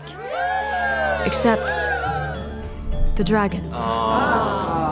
You could have named it anything other than Droon, and it would have been better. Fucking Droon. Fast forward 500 years, the once united kingdom has splintered into 5 separate nations, and we meet Raya, a girl who lives in the kingdom of Heart, where the gem is stored behind tight security. All want the gem for themselves, and so Raya's dad has trained her to guard it with her life, since the fate of the world depends upon its security. So naturally, she immediately shows it to a random girl that she had one single conversation with named Namari. Dressy or casual?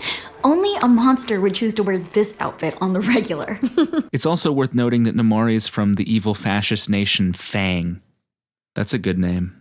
Maybe that's why they became evil. But they have so much in common. They both like dragons. They're both warrior women. We're both warrior women. See? Come with me, Depla. I want to show you something. Shockingly, Namari betrays her and tries to steal the gem for herself. In a different world, maybe we could have been friends. But I have to do what's right for Faye. In the ruckus of the ensuing fight, Namari sends up a flare alerting everybody to their location. And they all selfishly try to take the gem for themselves, causing it to be destroyed in the struggle.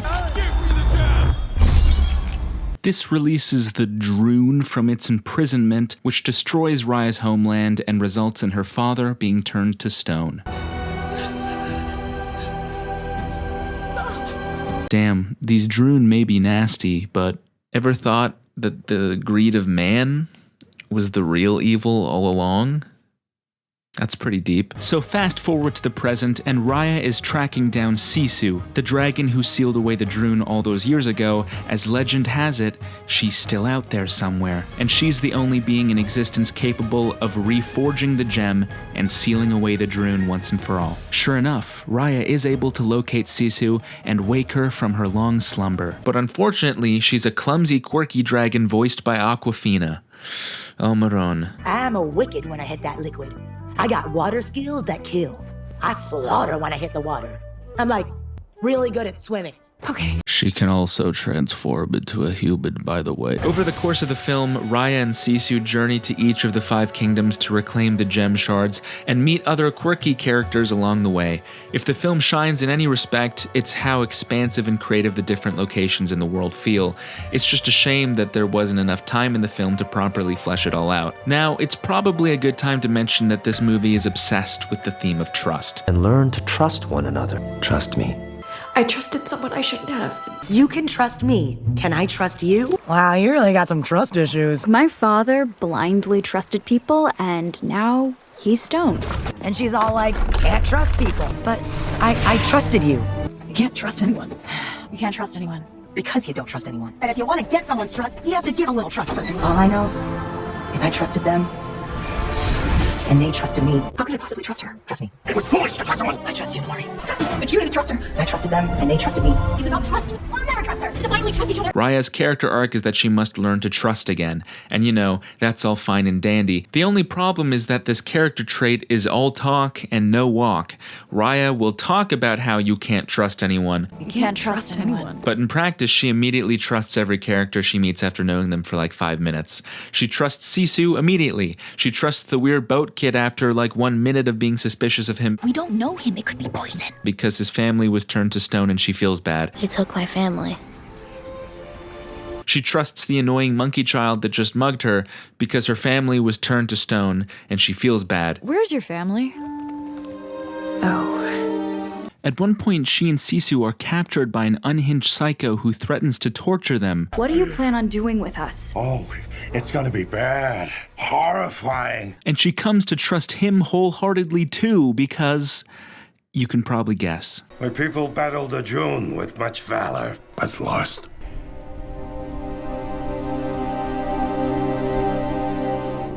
Her whole arc has no impact because she never really changes. The movie can try to gaslight me into believing Raya is distrustful all at once, but it's just not true. And plus, Raya has a very good reason to be distrustful, as the last time she trusted someone unconditionally, it destroyed the entire world. Another big problem with this film is, as you may have guessed, its characters. There are so many goddamn characters in the movie, and they all contribute nothing to it. None of them have enough screen time to be fleshed out beyond a few gags and one-note personality, and they certainly don't have enough screen time with Raya to strike up any kind of rapport that would justify actual trust. And then there's Namari. Namari is a villain who isn't evil, but rather just stupid. The same goes for her mother. Her mom doesn't try to stop Raya from assembling the gem because she wants every other nation destroyed, or for any other coherent reason. She just wants to be the one who assembles it because she wants Fang to have the credit for saving the world. She can fix what we broke.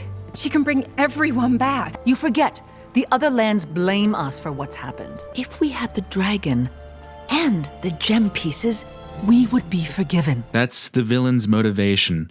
She wants good press. You do realize that the whole world is going to end if this gem doesn't get put together ASAP, and you're genuinely willing to jeopardize that by refusing to work with the person that has all the pieces just for the chance that you might be the one who gets credit for fixing everything? This is one area where the movie could have benefited from being more like Avatar. The Fire Lord was a great villain. Maybe if Namari's mom were actually evil or something and forced Namari to do wrong for the sake of her nation, Namari's character arc would make more sense. As it is, she doesn't seem evil, she just seems really, really stupid. You know, when it comes to stupid Disney villains, she could give the butler from the Aristocats a run for his money. Instead of just inviting Raya into Talon and saving the world easily, Namari goes out with a crossbow to mug Raya and kidnap Sisu forcefully. Sisu and the gem pieces are coming with me.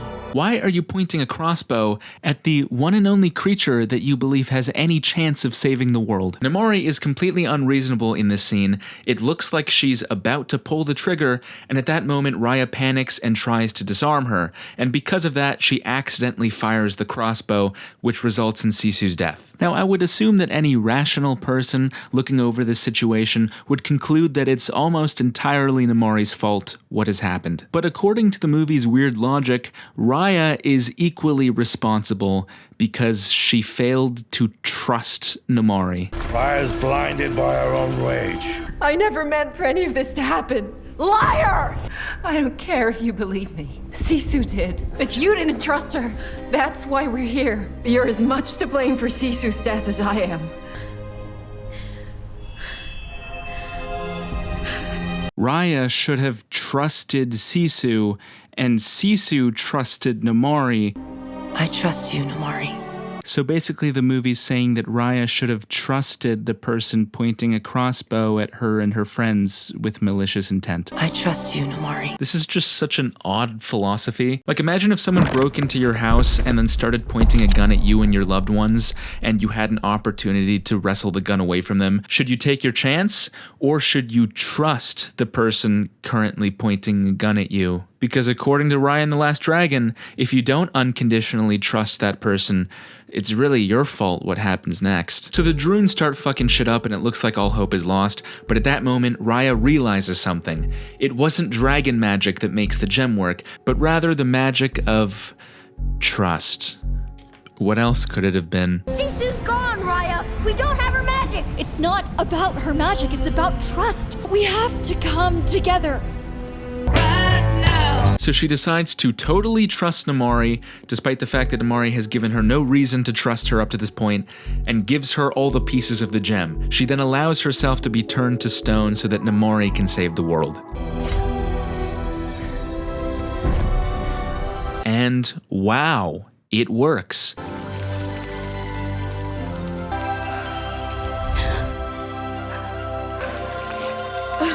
And the world is saved, and all the dragons are back, and Sisu is also back, even though she died separately from all the other dragons from a crossbow wound, and it's never explained why she's also back to life.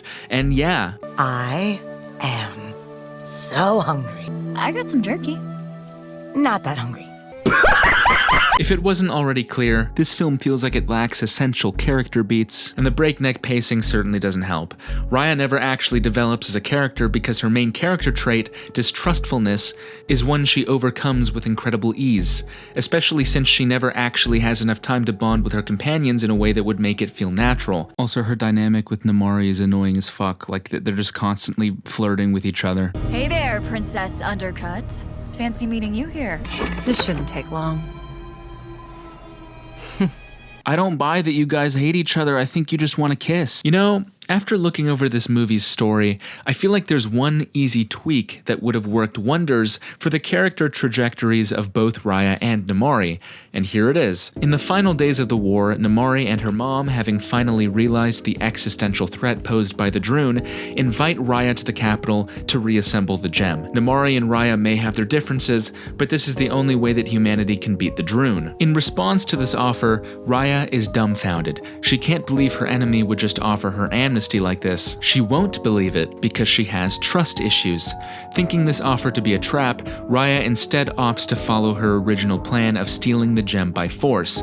This way, all the violence that follows would have been the result of Raya's most damning character flaw, her distrustfulness, and the moment she overcomes this flaw in the climax would feel as if it has much more value. Not only that, but this would be the only time in the movie that Raya actually displays genuine distrustfulness that goes beyond looking at someone a little suspiciously for a few seconds and then becoming friends with them. Not only that, but if this were how the story went, Namori and her mom wouldn't come across as complete dunder-headed cretinous dimwits, which would be nice. They're the worst. I still think Namari's mom should be evil, but if you really want to do the whole modern, morally gray villain thing that Disney has a hard-on for these days, you could at least do it right. In closing, this film is oozing with potential. There are interesting characters, an extensive world, and the film is dripping with passion in a way that many other Disney films are not.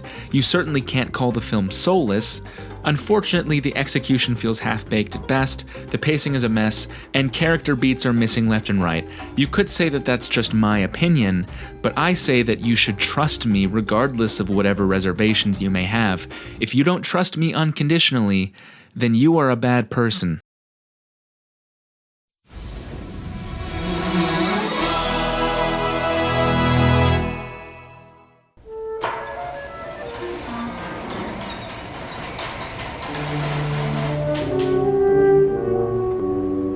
When it comes to the many Disney Shorts compilation flicks, Fantasia casts by far the mightiest shadow of any. It was also the very first. Fantasia, Disney's third film, was released in 1940, just before the encroachment of World War II would shift the studio's priorities for years to come, and it's considered a Disney classic. As mentioned earlier, Fantasia was originally designed to be a cinematic experience. Every few months, a new short was to be substituted in place of an old one, and gradually, over time, the film would change. It's like the Ship of Theseus, but a movie. Obviously, this would-be groundbreaking idea never came to fruition, but the film we still got is quite groundbreaking in many ways. The film is very experimental and even psychedelic at points, and it masterfully combines its visuals with audio in a way few motion pictures had beforehand. Additionally, the sound engineers working on the film developed a new technique for the recording and playback of sound, named Fantasound. This dynamic technique allowed for multi-channel audio that stood as a prototype for the stereophonic methods of recording and playback that would succeed it. Also, the amount of multiplane footage that went into producing this film was more than that of Snow White and Pinocchio put together. It was an ambitious endeavor. However, despite all the innovation that went into making this film, the final product was a financial disaster for Disney. Part of that likely had to do with the fact that the film stands as more of a technical achievement than it does an achievement in storytelling, which was likely what audiences were looking for. The film is split into 7 animated segments, all interspersed by live-action monologues by the GOAT, Deems Taylor. When Igor Stravinsky wrote his ballet, The Rite of Spring,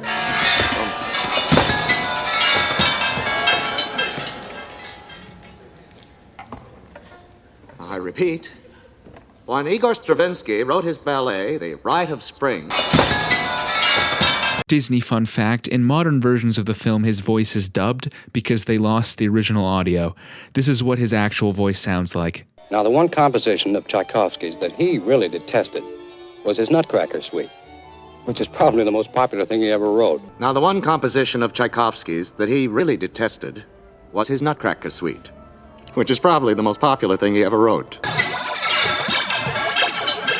There are 2 obvious standouts when it comes to this film's roster of shorts, the first being The Magician's Apprentice. I mean, come on, it's so iconic they straight up reused it in the sequel. It's a simple but effective narrative about a spell gone wrong. And here's another Disney fun fact, it was the first ever major appearance of Mickey's modern design. From here on out, he'd always be drawn as having eyes instead of 2 soulless vacant holes. The second standout is Night on Bald Mountain, which is not a short about a mountain where bald people live, but rather a film depicting the Slavic dark deity Chernobog hosting a rave on top of a mountain. This is basically Satan's birthday party, and the visuals are just as striking here as they would be if you were actually in attendance to such an event.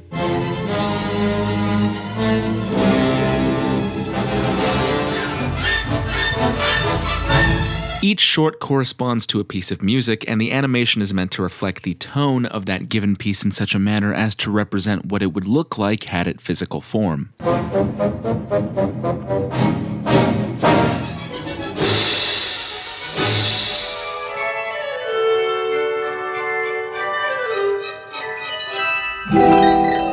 And and some of it is quite dark for Disney standards, especially The Rite of Spring, which is a short about the death of the dinosaurs, and apparently the short was originally going to be longer, showing the rise of mammals and early humans, but they cut it because they didn't want creationists to be mad at them. Some things never change. All I can think while watching this short is, oh my god, this looks so much better than Dinosaur did. Why wasn't Dinosaur in this art style? One of my less favored shorts from the film is the Pastoral Symphony, which is just a typical day on Mount Olympus with a bunch of mythical creatures hanging out doing absolutely nothing interesting until Zeus shows up and decides to start throwing lightning at them because he was bored.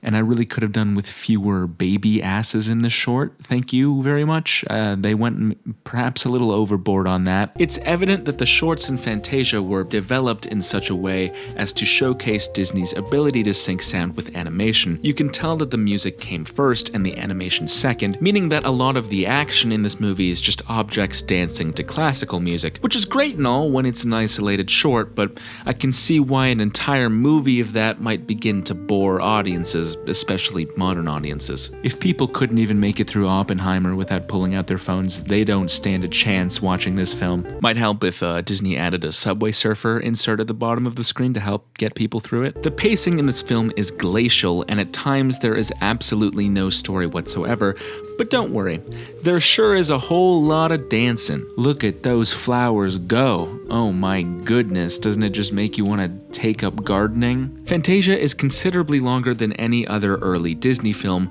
clocking in at over 2 hours of runtime. Put that next to Saludos Amigos, which isn't even an hour long, and you can feel the difference. In fact, to this day, Fantasia is the longest Disney movie ever made. I'm sorry to say it, but this film drags a lot. Perhaps that's why this film ended up being such a financial disappointment for the studio.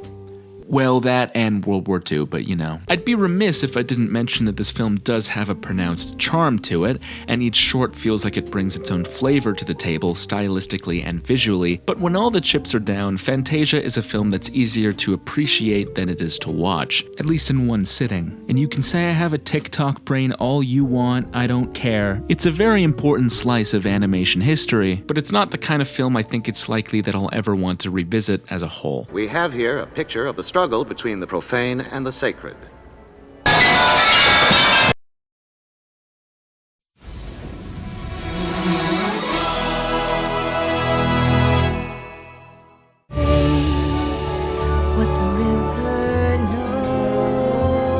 Frozen is one of the most successful films Disney has ever released. It practically printed money for them, and half of it came from that fucking merch. But it also had plenty of naysayers. Hey, if Frozen is so good, how come there's no Frozen 2? Holy shit! Frozen 2, Disney's 58th motion picture, hit our screens in 2019 to a very mixed reception. But it made a hell of a lot of dough, so who even cares? And we're back to talking about Disney sequels. Unfortunately, this film does share an awful lot in common with Moana 2. It only exists because the studio wanted to cash in on the success of its predecessor. It was given very little development time and rushed out the door, and the final product is extremely bland and forgettable. Now, granted, Frozen 2 is still better than Moana 2 in a myriad of ways. It's paced better, for one thing, being that it wasn't developed as a miniseries. It challenges the characters in ways they weren't challenged in the first film a bit. It does various things right, and yet it still suffers from sequel syndrome. The background of this film's plot is that many years ago, Anna and Elsa's grandfather, the then King of Arendelle, made first contact with a people called the Northuldrans, who are native to the Enchanted Forest. He generously built them a free dam, but then they went savage and attacked him, leading to his death and the Enchanted Forest being sealed off from the outside world. Or at least that's the official story in Arendelle. I wonder if there's more to this story that Anna and Elsa aren't aware of. We may never know. Alright, here's a Cliff's Notes of the movie's plot. One day, Elsa, Queen of Arendelle, starts hearing voices in her head.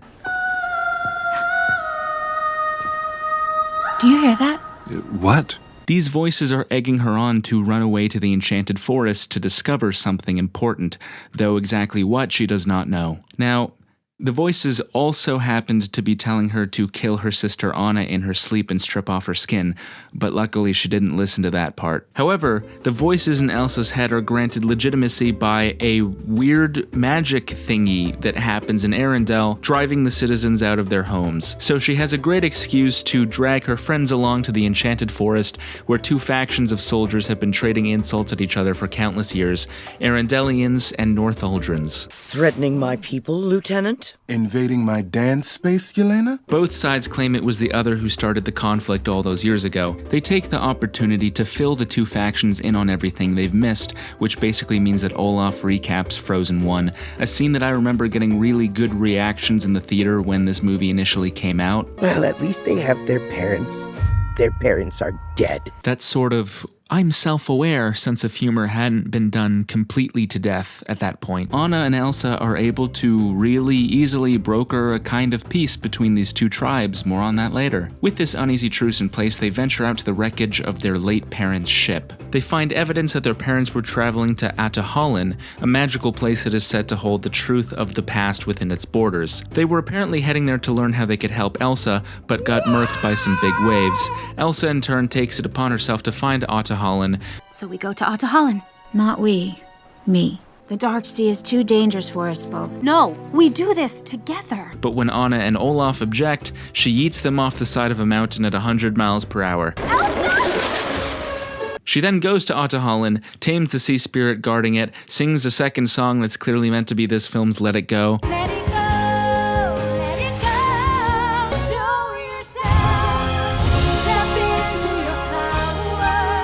And she discovers the truth, that being that her grandfather was the one who started the conflict all those years ago. The dam isn't strengthening our waters, it's hurting the forest. It's cutting off the north. Let's not discuss this here. If you hadn't already put two and two together, this is meant to be a parallel to colonialism, but like a really whitewashed version of colonialism where everyone can still be friends at the end of the day. Pocahontas and its consequences can still be felt. Elsa can't handle the truth and freezes into a solid block of ice. It's like the first movie, guys, but in reverse. The moment before she freezes, however, she sends a magical text message to Anna, letting her know what she discovered. That's my grandfather.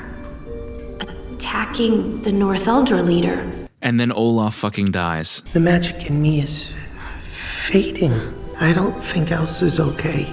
So Anna realizes that the dam her grandfather built is what upset the spirits of the Enchanted Forest, leading to all the weird magical shenanigans that's been going on, so she has the dam destroyed. Destroy the dam! Come on! Throw your boulders! She does this fully thinking it will flood Arendelle in the process, by the way, but the second the dam breaks, Elsa thaws and then rescues the town.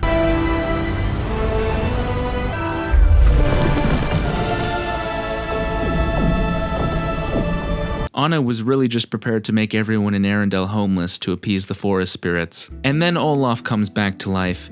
Elsa decides she doesn't want to be queen anymore, so she can go on adventures and shit, and Anna takes up the mantle as ruler.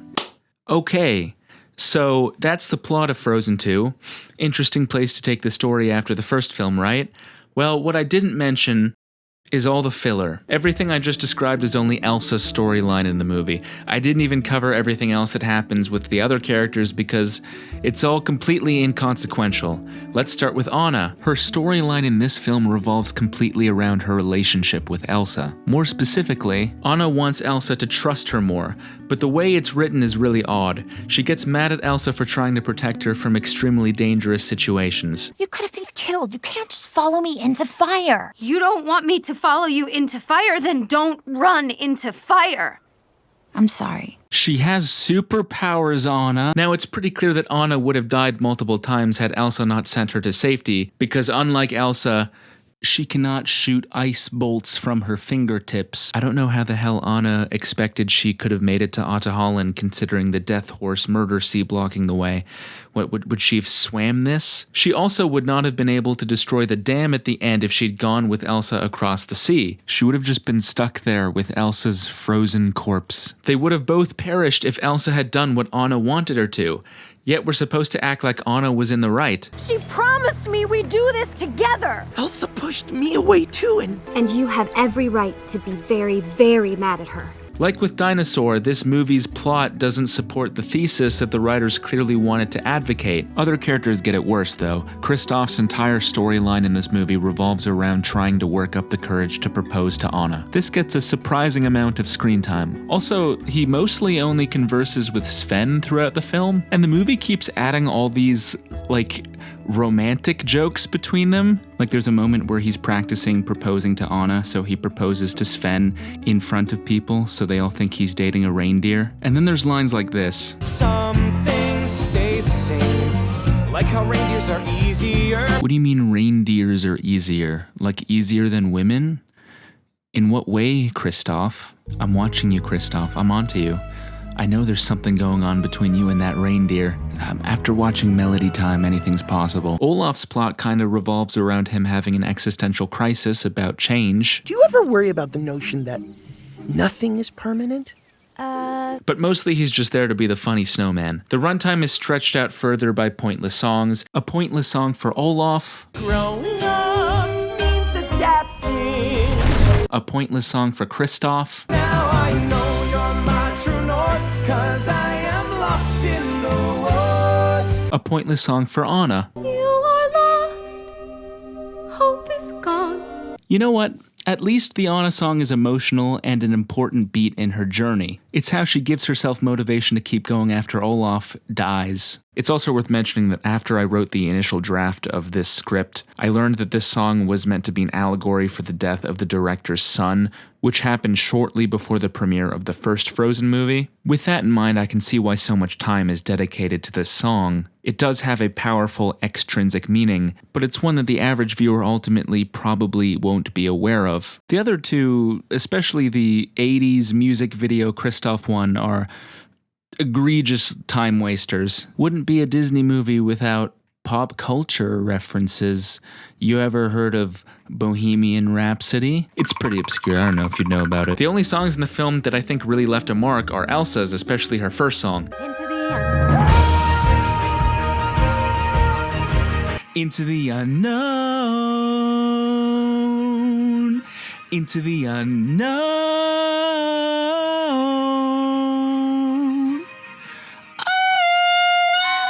This feels like a fully developed, fleshed out Disney song that serves an important role within the film's plot, unlike You feel what you feel, and those feelings are real.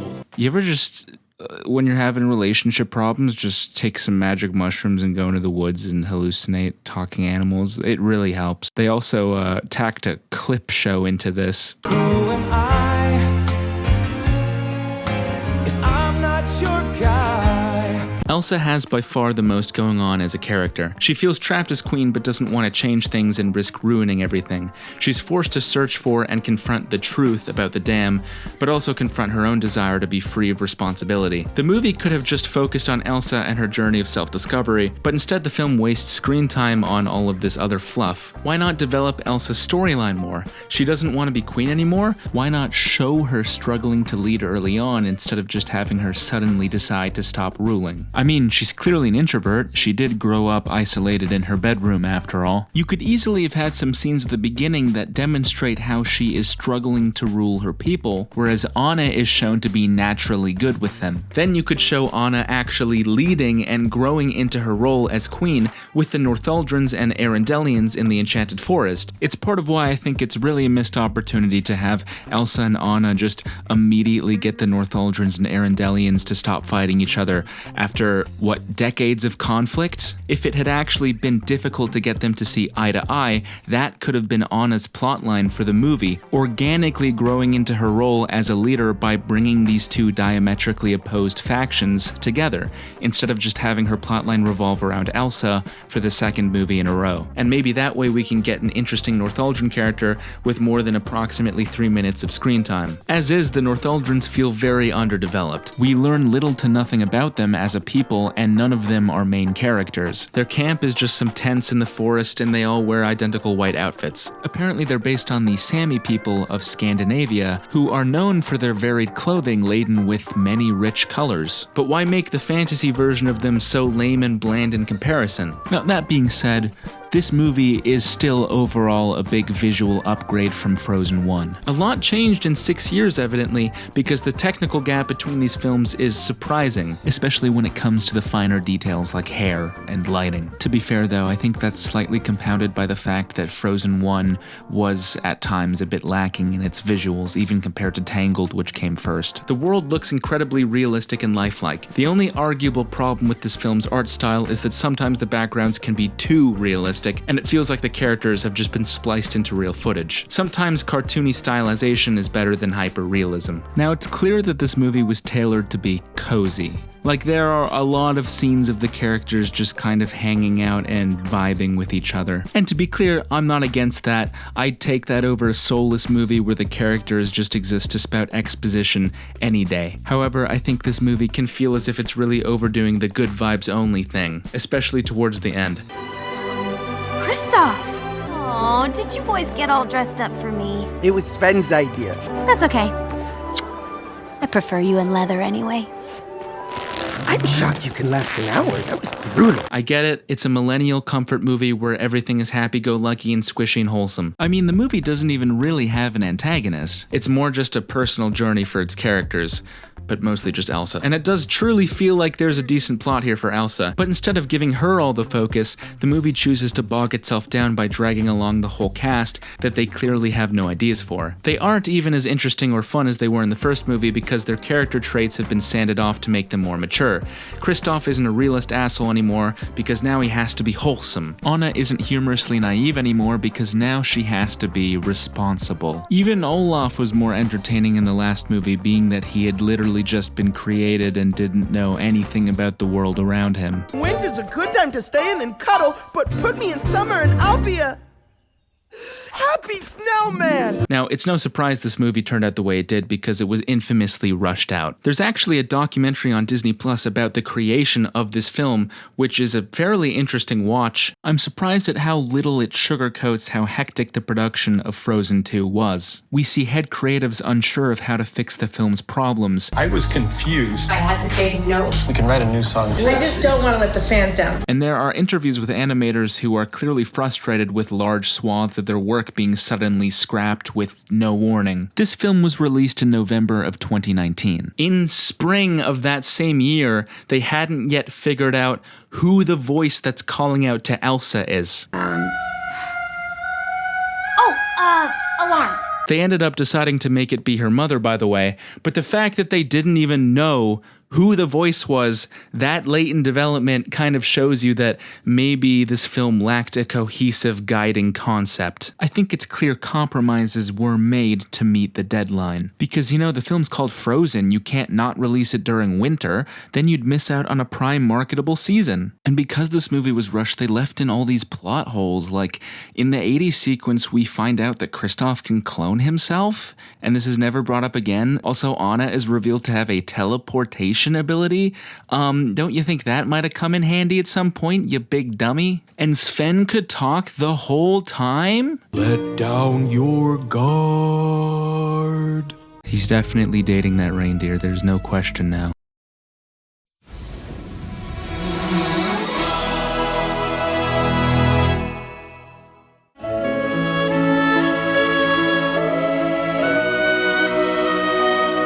Ever feel in need of being rescued from boredom? Well, Disney Studios has just the film for you. It's The Rescuers, their most exciting film yet. It's got animals, abductions, action, mice, adventure, mouse adventures, a diamond, mice. The Rescuers made it to our screens in 1977 and marked the studio's 23rd theatrical outing.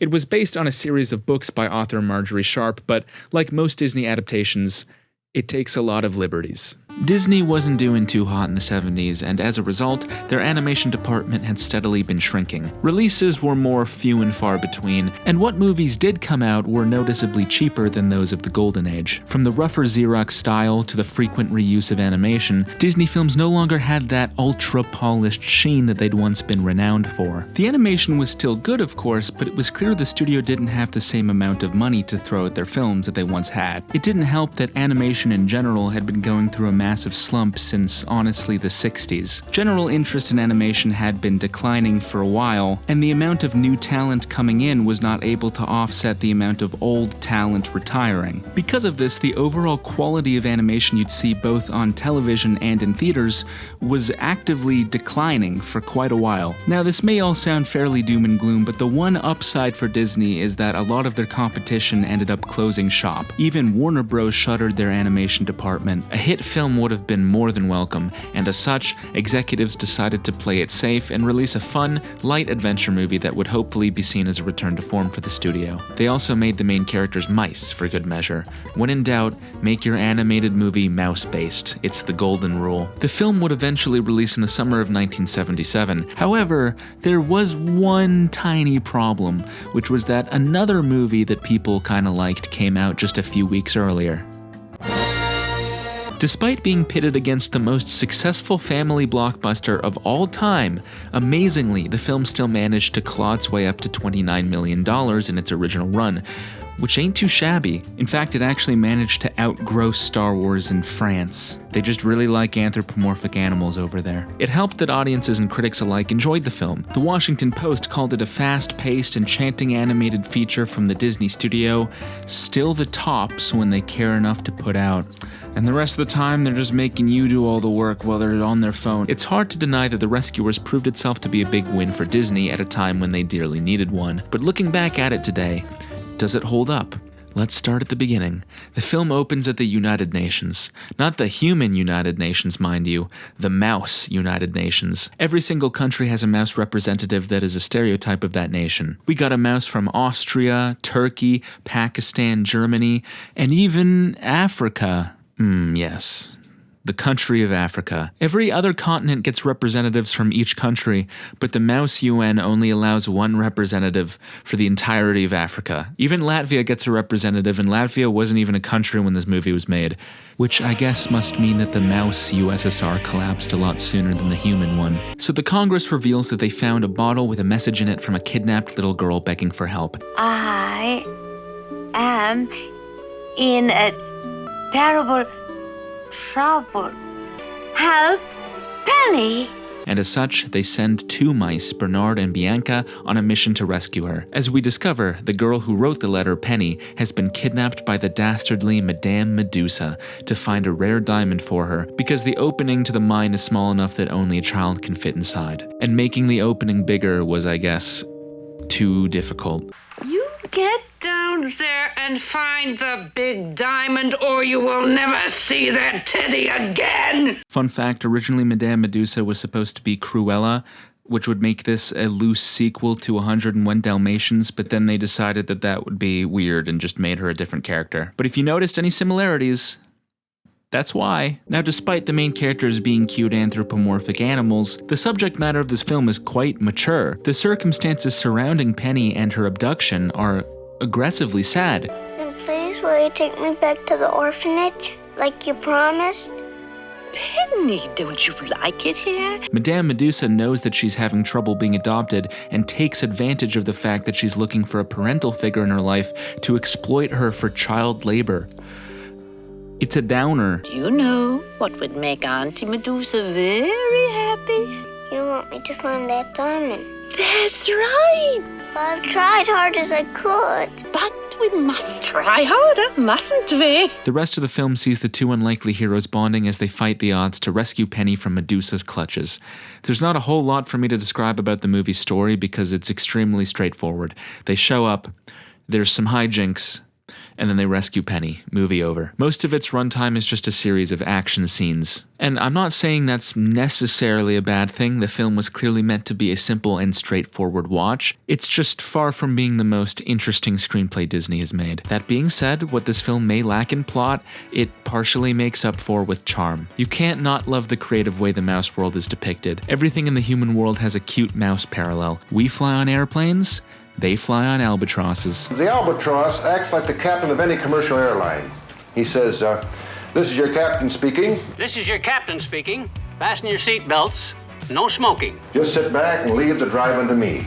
Say, bud, read the checklist to me. Wing flaps down. Check. It's also undeniable that the film has heart. But overall, it doesn't stand out as one of Disney's most well-rounded outings. Especially by modern Disney standards, it does feel like it's missing certain beats you'd expect. Like Bianca and Bernard only actually meet Penny surprisingly late in the film and don't have much screen time with her before the movie ends. And on that note, whilst the main duo is likable enough, they're not especially interesting characters. Bernard is set up to be a character who's extremely superstitious. Sir, there are 13 steps on this ladder. Superstitious nonsense. 10, 11, 12. Oh no. There are 13 steps on this ramp. Why don't you jump the last one? But after the midpoint of the movie, this just never comes up again. If this were a new Disney movie, there definitely would have been a beat where in the climax, Bernard was faced with his superstitious beliefs and had to learn to get over it in order to save the day. But alas, this is an old-fashioned kind of Disney movie where the main characters don't really have much of what you could call an arc. That's okay. And it is worth pointing out that the movie goes out of its way to frame Bianca as one of the first female Disney characters to defy traditional gender roles and go on an adventure. Please, may I have this assignment? You? Dear lady, I mean, it's not like the old days when it was a man's world. I suppose there has to be a first time. But despite this, neither Bianca nor Bernard feel like they're hugely competent detectives nor rescuers. They mostly just kind of show up at the right place at the right time and get lucky over and over again. Also, no shade to the voice actors, but a lot of the time I swear they just sound genuinely disinterested in what's happening, even when their lives are at stake. Forget the diamond, let's get out of here before we drown. Even the climactic final fight feels a tad lacking to me. From the moment the struggle for the diamond kicks off, it never really feels like the main characters aren't on top, and because of that, it lacks tension. I guess it's cathartic to see Medusa get defeated, but compared with a lot of other Disney climactic fights, this one doesn't really jump out as one of their best. I think it's for these reasons that The Rescuer's reputation has somewhat declined in the decades since it was released.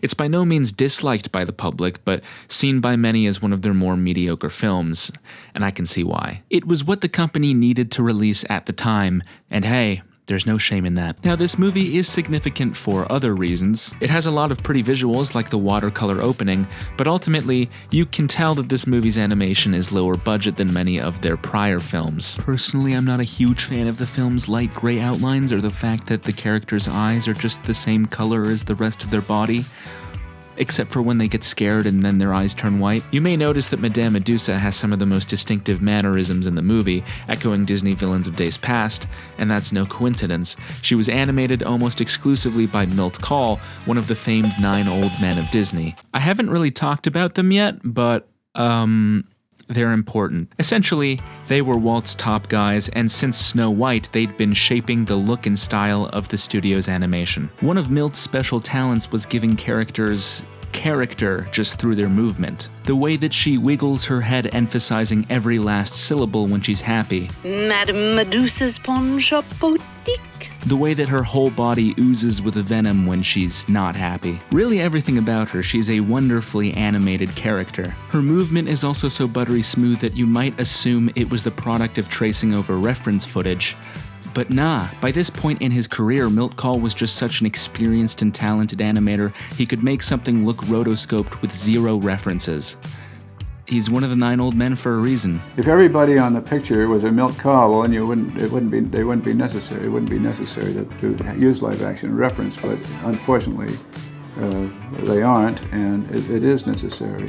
Go off, King. Unfortunately, the bulk of the film's animation isn't this good. Now, this was ultimately the final Disney film Milt worked on. In fact, it was the last Disney film worked on by many of the 9 old men. In addition to Milt Kahl, John Lounsbury, Frank Thomas, Ollie Johnston, and Mark Davis all departed Disney during or shortly after this film's development. It was also significant for being the first Disney film to bring in newer, less experienced talent to work in key positions, as the old guard was on their way out. One of those younger animators that was promoted to a directing role was Don Bluth. It was a transitional time for the studio. Even though a few of the 9 old men would stay at Disney a little longer, I think most can agree that The Rescuers marked the end of an era.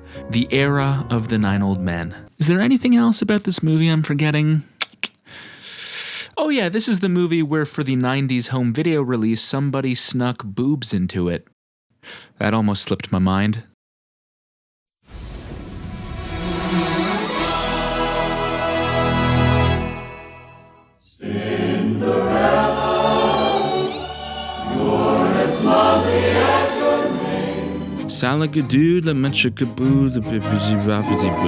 It's been called the movie that saved Disney from certain doom. The studio's 12th movie, it came at the turn of the decade in 1950 and marked the beginning of what would go on to be known as Disney's Silver Age. But do not be deceived. This may seem like a Disney princess movie on the surface, but peel back its facade and you'll start to see that it's actually a movie about goddamn mice. Mickey Mouse may hog the spotlight, but it's these annoying mice that Disney owes its continued existence to.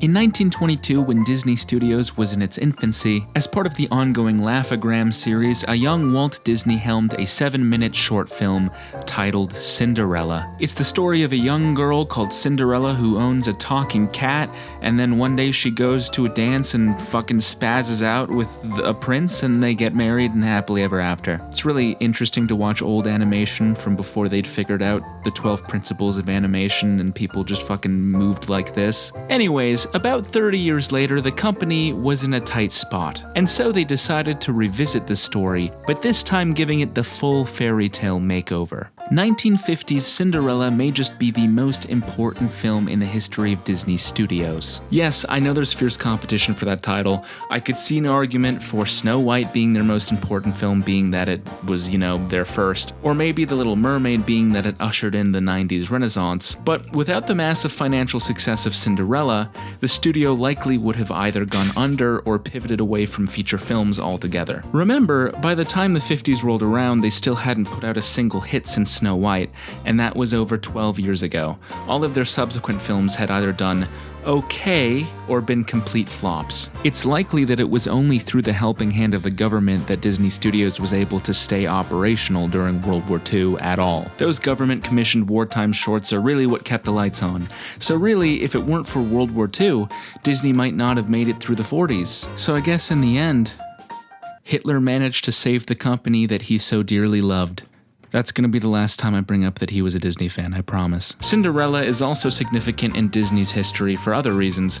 This is where Disney Studios finally came into its own, both financially and artistically. The music in this film is so iconic that an album of it topped the US charts for pop music. All the components of the sound for Cinderella were nominated for Academy Awards. I know that the record album, was #1 for a year over a lot of big albums. The Cinderella album sold #1 all over the world. Salagadoola, menchikaboola, bibbidi-bobbidi-boo. And many subsequent Disney films copied Cinderella's style. Even the iconic Disney castle that's defined their brand for decades is based on the castle from this movie. This is truly where the magic started.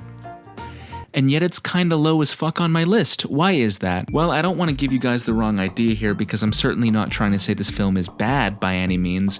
We passed bad territory a while ago, honestly. It's just that I think most Disney films are better than this one when taken as pieces of entertainment. Honestly, this movie is kind of a product of its time, especially in terms of its pacing. I certainly respect it for being the important piece of history that it is, but boy howdy is this movie slow. And a surprising amount of runtime is dedicated to a subplot with mice fucking about. Deadass, about a third of the movie is spent following around these mice as they run away from Lady Tremaine's cat, Lucifer. It's just a literal cat and mouse chase to fill the time. Then again, maybe I'm not giving these mice enough credit. Up until the very ending, they arguably do more to drive the plot forward than Cinderella does. They're the real main characters. I made a few jokes earlier about the literal rat race that went on between Disney and Don Bluth in the 80s, but this is where it all started. This is actually a mouse-based movie. And it's not just the mice we waste time on, there's also a bunch of scenes of the king complaining about how he doesn't have grandchildren and he really wants his son to reproduce. I'm not getting any younger, you know. I want to see my grandchildren before I go. But we must be patient. I am patient! This seems to be the one and only thing he thinks about day and night. He's also a psychotic tyrant who attempts to murder his duke numerous times. I think Cinderella might actually have been an anti-monarchy movie this whole time.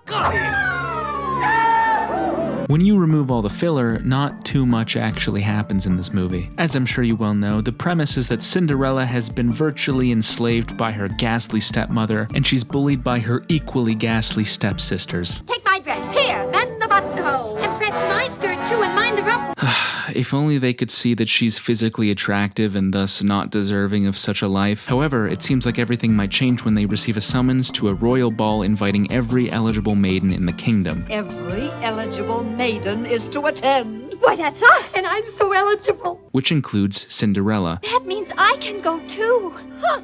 Heard. I'd be honored, Your Highness. Would you mind holding my broom? I actually really admire how dedicated the stepsisters are to being haters. They don't even have a reason for it, they just do it for the love of the craft.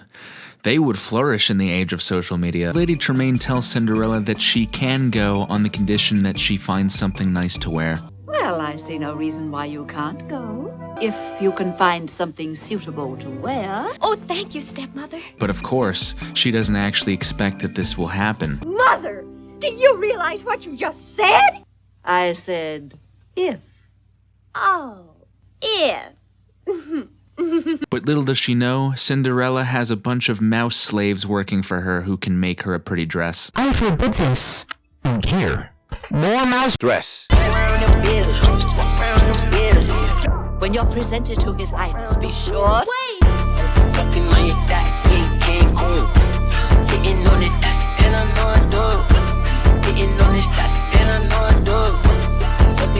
But when her stepsisters see it, they tear it apart. Stop, please, stop! Now, my personal headcanon here is that being that the dress was made by literal mice, it was actually absolutely horrific, and only Cinderella was deluded enough to think it looked good, and when the stepsisters saw it, they actually did her a favor. It seems like her last hope is lost. But then Cinderella meets a hacker who enables cheats that boost her stats. You must be Your fairy godmother? Of course. Bibbidi-bobbidi, bibbidi-bobbidi. Apparently that was Walt Disney's favorite shot from any Disney movie, by the way. So she goes to the ball and flexes her top-tier gear, and she meets Prince Charming in the process. So this is love. So this is love. You know, I really can't fault future Disney films like Frozen for poking fun at the love at first sight trope that pops up in classic Disney movies like this one, because Cinderella and the prince have no chemistry whatsoever. They literally met 2 minutes ago and now she's talking about how they're in love and like, what are you talking about? But unfortunately, just as midnight strikes, the mods log on and run routine anti-cheat software, which forces Cinderella to go back home before Prince Charming sees her in her torn dress. You know, the torn dress actually looks pretty decent in my opinion. This is a very modern, sort of asymmetrical look to it, arguably more visually interesting than the ball gown she wears instead of it. But anyways, I'm sure you all know the rest of the story. Cinderella leaves behind a glass slipper, and Prince Charming makes it his mission to track down the girl it belongs to. But when fate comes a-callin', Cinderella's evil stepmother locks her away, denying her her future. Oh, no. No, please. Oh, you can't do this. You just can't. But once again, Cinderella's animal servants come to the rescue. They manage to retrieve the key, and they murder Lucifer the cat. He's dead. You never see him again. He died. For the crime of what? Hunting mice? The thing all cats do? And don't hit me with he's alive in the sequel. Okay, the direct-to-DVD sequels aren't canon. He died. And honestly, I'm sorry the world judged you so harshly, man. You were cursed from the start with that name, honestly. Cat murder aside, Cinderella makes it downstairs just in time to prove that her foot fits into the shoe. But of course, Lady Tremaine ain't gonna go down without a fight. Oh, no! But you see, I have the other slipper.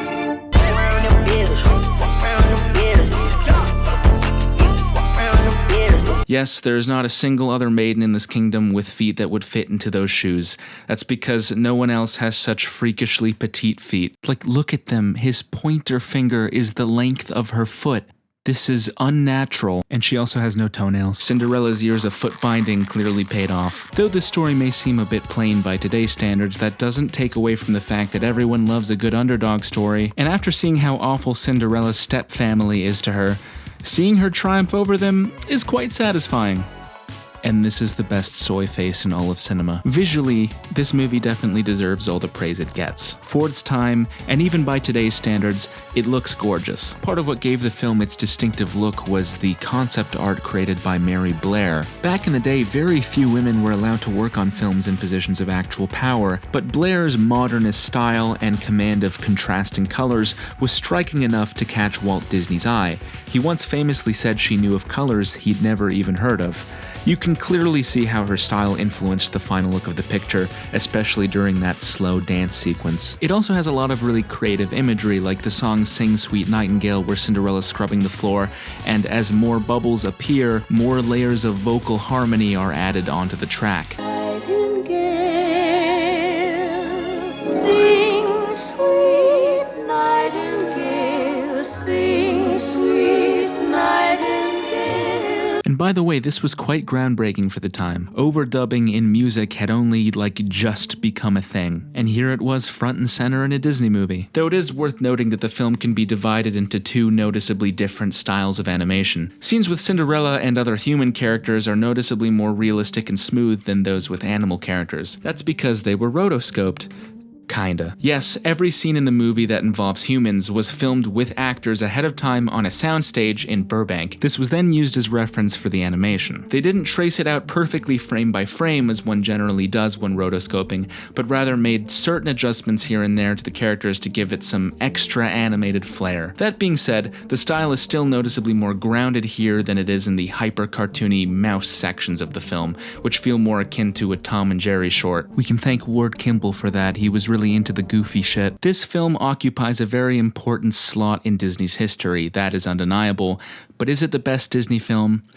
Not even close. It's a film that came out at the right time, but let's be honest, if this had come out decades later, it would not have been the same phenomenon we know it as. In subsequent years, Disney put out films that I think are a lot more interesting than this one. Now, even though this Disney adaptation has come to be the most well-known version of Cinderella, it's a very old story with many different iterations spanning many different cultures, and unsurprisingly, the German version is the most fucked up version. Fun fact, in high school I had to watch a very old German adaptation of Cinderella, Aschenputtel, and in that version the stepsisters mutilate their own feet with knives to try to get them to fit into the glass slipper, and it's done with this sort of uncanny cutout silhouette animation, and it disturbed me in a visceral way that's hard to explain. The point is, I'm glad Disney didn't go this route with their adaptation. It is interesting to compare Disney's approach to the story in this film to the 2015 remake, which fleshes out various aspects of the story that were previously more glossed over. Like in that version, you actually get to see Cinderella living with her parents, which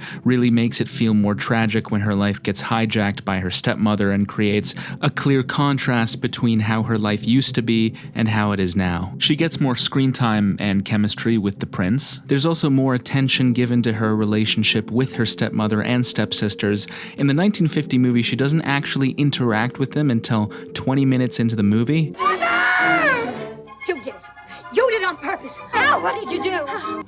She put it there. A big ugly mouse under my teacup. And there's a lot less focus put onto the mice. But on the flip side, there are a lot of things about that film that are worse than this version. It lacks the beautiful animation and charm of the original, and despite the lack of mouse scenes, it still manages to be significantly longer than the original due to the inclusion of all kinds of subplots, like the king dying of illness and a conspiracy within the kingdom to prevent the prince from marrying Cinderella, or a secret deal hatched between Lady Tremaine and one of the king's men. I wouldn't say that these scenes add nothing to the story, but at the same time, I don't think the story needs them. The Royal Ball, which was 7 minutes in the original film, takes up 20 minutes of screen time in the remake, complete with an over-the-top cinematic chase scene. The flaws in the remake do prove that there are things the original did quite well, and that sometimes the simple approach is better. I only have one last thing to say about Disney's Cinderella, and that's that Lucifer the cat deserved better.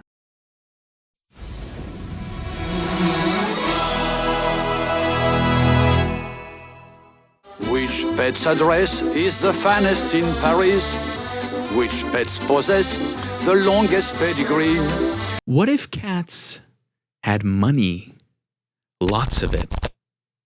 Ever thought about that? Well, there's a movie about it already. It's called The Aristocats. It's Disney's 20th film, and it came out in 1970. So, this was the first Disney movie to not be worked on by Disney the man at all. Can Disney find their way in a Waltless world? Let's find out. The Aristocats is the definition of a movie you watch for the vibes. It's fun, but it's not going to leave much of a lasting impression on you. Unless, of course, you're a child, in which case every satisfying little detail will be burned permanently into your psyche. That sentence was written by my co-writer, by the way. She grew up with the film, and that'll provide context for some stuff coming up. The film is very short and very light on things happening in it. The plot revolves around a family of cats. Why should you be first? Because I'm a lady, that's why. You're not a lady. Forget lady, are you sure she's even your sister? Why is she the only one with a British accent in the family? She started it. Ladies do not start fights, but they can finish them. Duchess and her 3 children live with their doting owner, Madame Adelaide, who's extremely wealthy and also old as fuck and probably gonna die soon, so it's time for her to write her will. In it, she names her cats as heirs to her entire fortune, with the caveat that her butler is to inherit everything after her cats pass away. To my cats. To your cats. Cats. Cats inherit first, and I come after the cats. However, her greedy butler doesn't want to wait until the cats all die to get his bread, so he hatches a plot to abduct them and drop them by the side of a river, so he'll be first in line for all Madame's riches. How exactly cats could come into legal ownership of this woman's estate, I don't know, but it's the Disney reality where anything's possible. Now, I think there's a slight implication that he might have been planning to drown them, since he put them in a basket and then went to the river at night. You know the saying. But the movie never explicitly confirms or denies this, so maybe he was just gonna leave them by the side of the river. We never know because he gets attacked by 2 dogs and then leaves before finishing the job. Upon waking up, Duchess and her kittens encounter a rough and tumble alley cat with a heart of gold, O'Malley, who offers to take them back to Paris. Thomas O'Malley. O'Malley the alley cat. Well, it is most important that I get back to Paris. So if you would be just so kind and show me the way. We shall fly to Paris on a magic carpet, side by side. This truly seems to be the beginning of a grand adventure. Wait a second, we're already halfway through the movie. I wasn't lying when I said that not much happens. In the second half of the film, they leisurely walk back to Paris and face shockingly little hardship doing so. They meet some geese and have some casual conversation. They meet some alley cats and sing a song together. Each of the alley cats represents a different stereotype. Shanghai, Hong Kong, Fuyang. Fortune cookie, always wrong. Alright, I'm gonna not even address that. Literally the only danger that any of them face along the entire trek back to Paris is that at one point a couple of them fall into a lake. I'm alright, honey, don't worry. I'll see you downstream. They make it back to their house and the whole thing culminates in a showdown with the butler who's trying to ship them to Timbuktu to be done with them permanently. He locks them in a crate, but just as he's about to send them off, O'Malley shows up with a team of alley cats and other assorted animals who all want justice, and we get an epic final battle. And it's here, as this mouse is trying to break them out, that we get the best part of the movie. Quiet!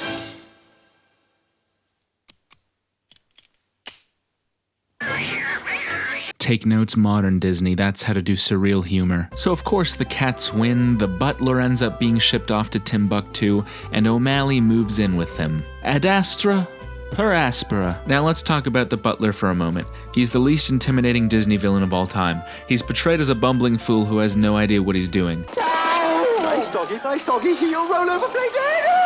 It's good for comedy, less so for making the narrative feel like it has stakes. Obviously, this guy's not going to be outsmarting the cats anytime soon. But the movie doesn't need stakes when it has vibes. My co-writer for this segment of the video wants me to draw attention to the fact that much of the animation and sound design in this film is just satisfying. Like for instance, there's this famous moment where a mouse dunks a cracker into soup and then eats it, and everyone says that the cracker looks really tasty and it makes them want to eat a cracker when they watch it. Just a few dunks.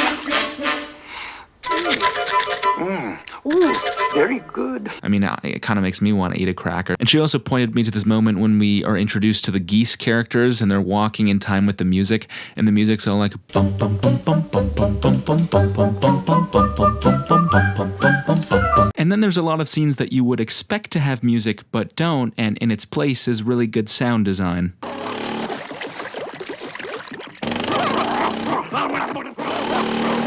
It's in the little things. This is the most ASMR Disney film. Look, at the end of the day, this is a simple picture. It's unchallenging in a manner that can make it rather forgettable, but if there's one thing that it has going for it, aside from the animation and sound design, it's that it knows it's simple and wholesome. It will stop the entire plot for a cute musical number with barely any plot relevance, and whilst that doesn't make for the most engaging plot in the world, it's fun. I find it a lot more charming than another meandering film like Sword in the Stone because at least it seems kind of self-aware here. And at least this film actually has defined characters and a clear end goal. And there's no pervy squirrel scenes, that's a plus in my books. And unlike Frozen 2, it doesn't even try to pretend it's not wasting your time. The film is honest with itself, it's just a jovial jaunt down the jetty.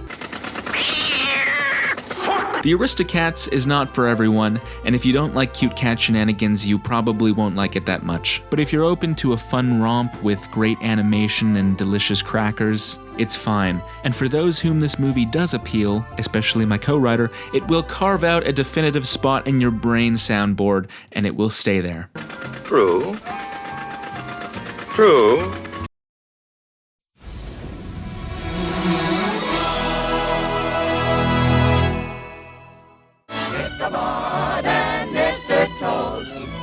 It's another shorts movie. I don't know what you want me to say. It came out in 1949. It was Disney's 11th movie. It has shorts in it. That's all I've got for you. Sorry. The Adventures of Ichabod and Mr. Toad happens to be my favorite of the Disney package films. Like Fun and Fancy Free, it only consists of 2 shorts. But unlike Fun and Fancy Free, they're both solid. They're also both a little more thematically mature than what you'd typically find in a classic Disney short. Let's start with short number 1, The Wind in the Willows. Mr. Toad, the main character of this parable, is a genuine menace to society. He's filthy rich, he's reckless, he constantly goes on benders, he's British, a horrific combination. He's basically the Toad version of Russell Brand, except he's a better person. Afraid of the police? I, Toad, afraid of the police? Open up! Open up, I say! The police! His friends have become fed up with his feckless behavior and reckless spending, and so they stage an intervention for him. You've got to stop this foolishness. No, you must. No, I won't do it. But unfortunately, at that precise moment he sees a motor car drive by, which causes him to go into another state of mania. What is it? It's a motor car. Motor car?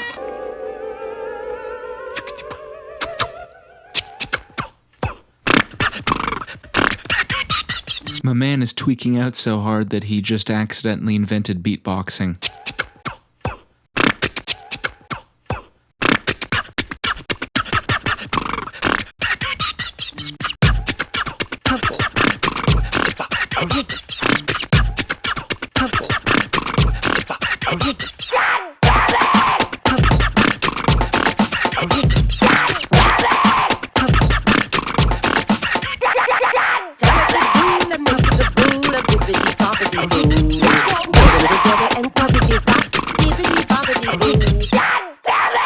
And it seems like this time he's finally gone too far, as he's arrested for trying to steal an automobile, which is a national scandal, apparently. Compared to the crimes that I'm used to billionaires committing, that seems pretty tame. Despite all outward appearances, however, it seems like he might actually be innocent after all, as he claims that he merely encountered a gang and tried to trade them his mansion for the car. However, he's betrayed by his own key witness, who tells the court that he stole the car. You tried to sell me a stolen motor car.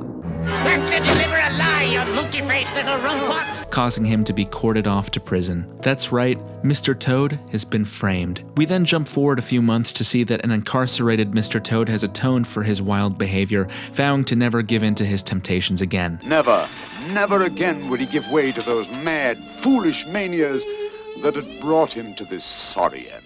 until 1 minute later his best friend shows up to break him out of prison. And all his high resolve vanished in the mad whirl of this new adventure. Toad's escape! Can Mr. Toad find a way to restore his semi-good name? Short answer, yes. All it takes is finding the guy who betrayed Mr. Toad and stealing the deed from him, which proves that Mr. Toad did in fact sell him his house. Hip, hip, hooray! Can I just say, this is one really incompetent justice system. You guys sent a man to prison over the testimony of one witness and didn't even check to see if what he was saying was true.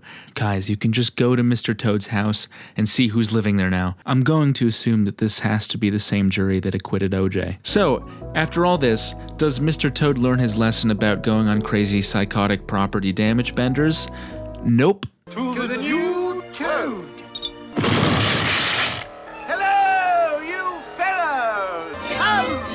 I'll show you the world! Excitement! This short is unabashedly fun and it never drags at any point.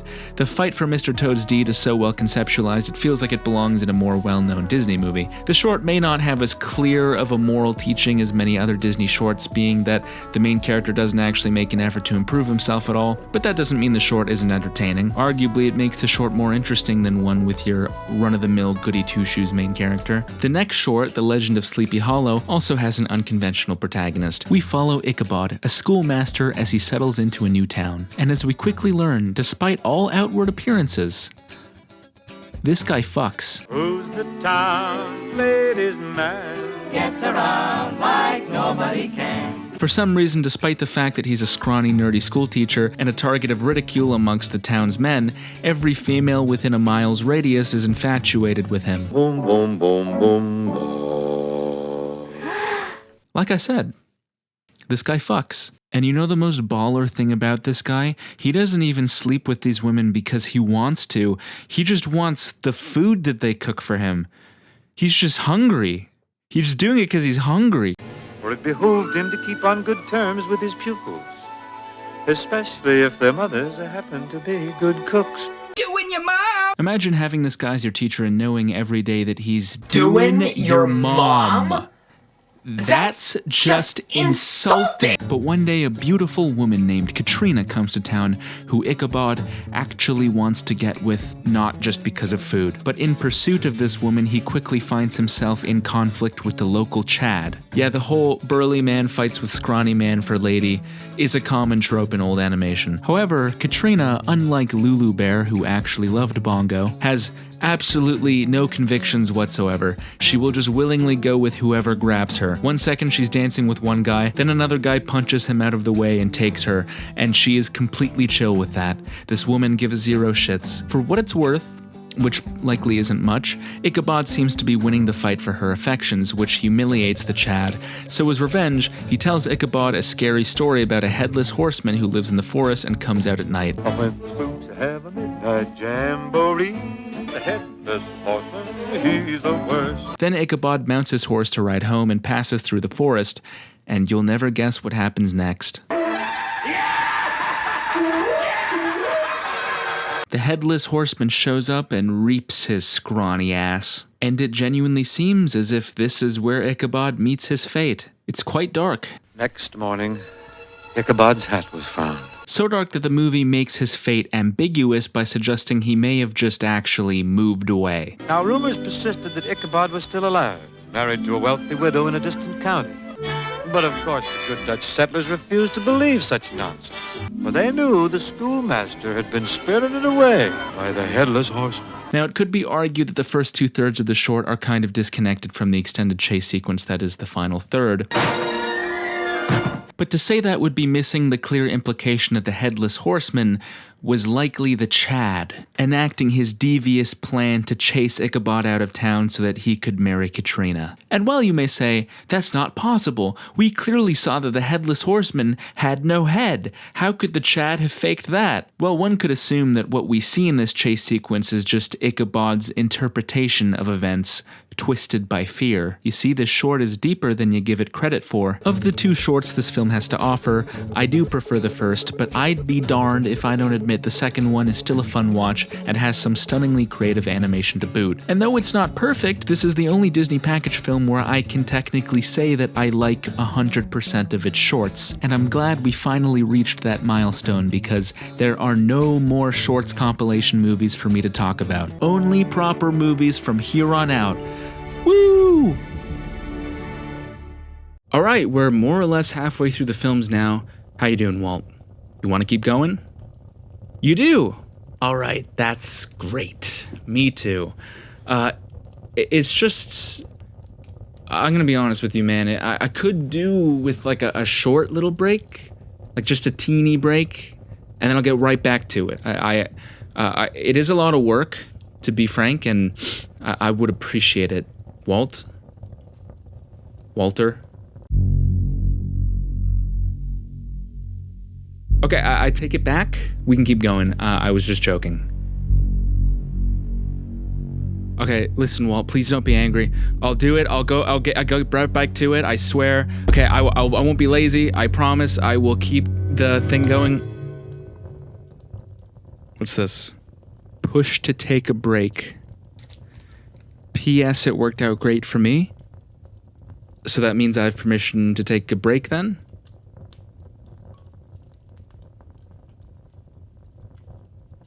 Okay. Initiating cryogenic freeze in 3, 2, 1. What did it just say?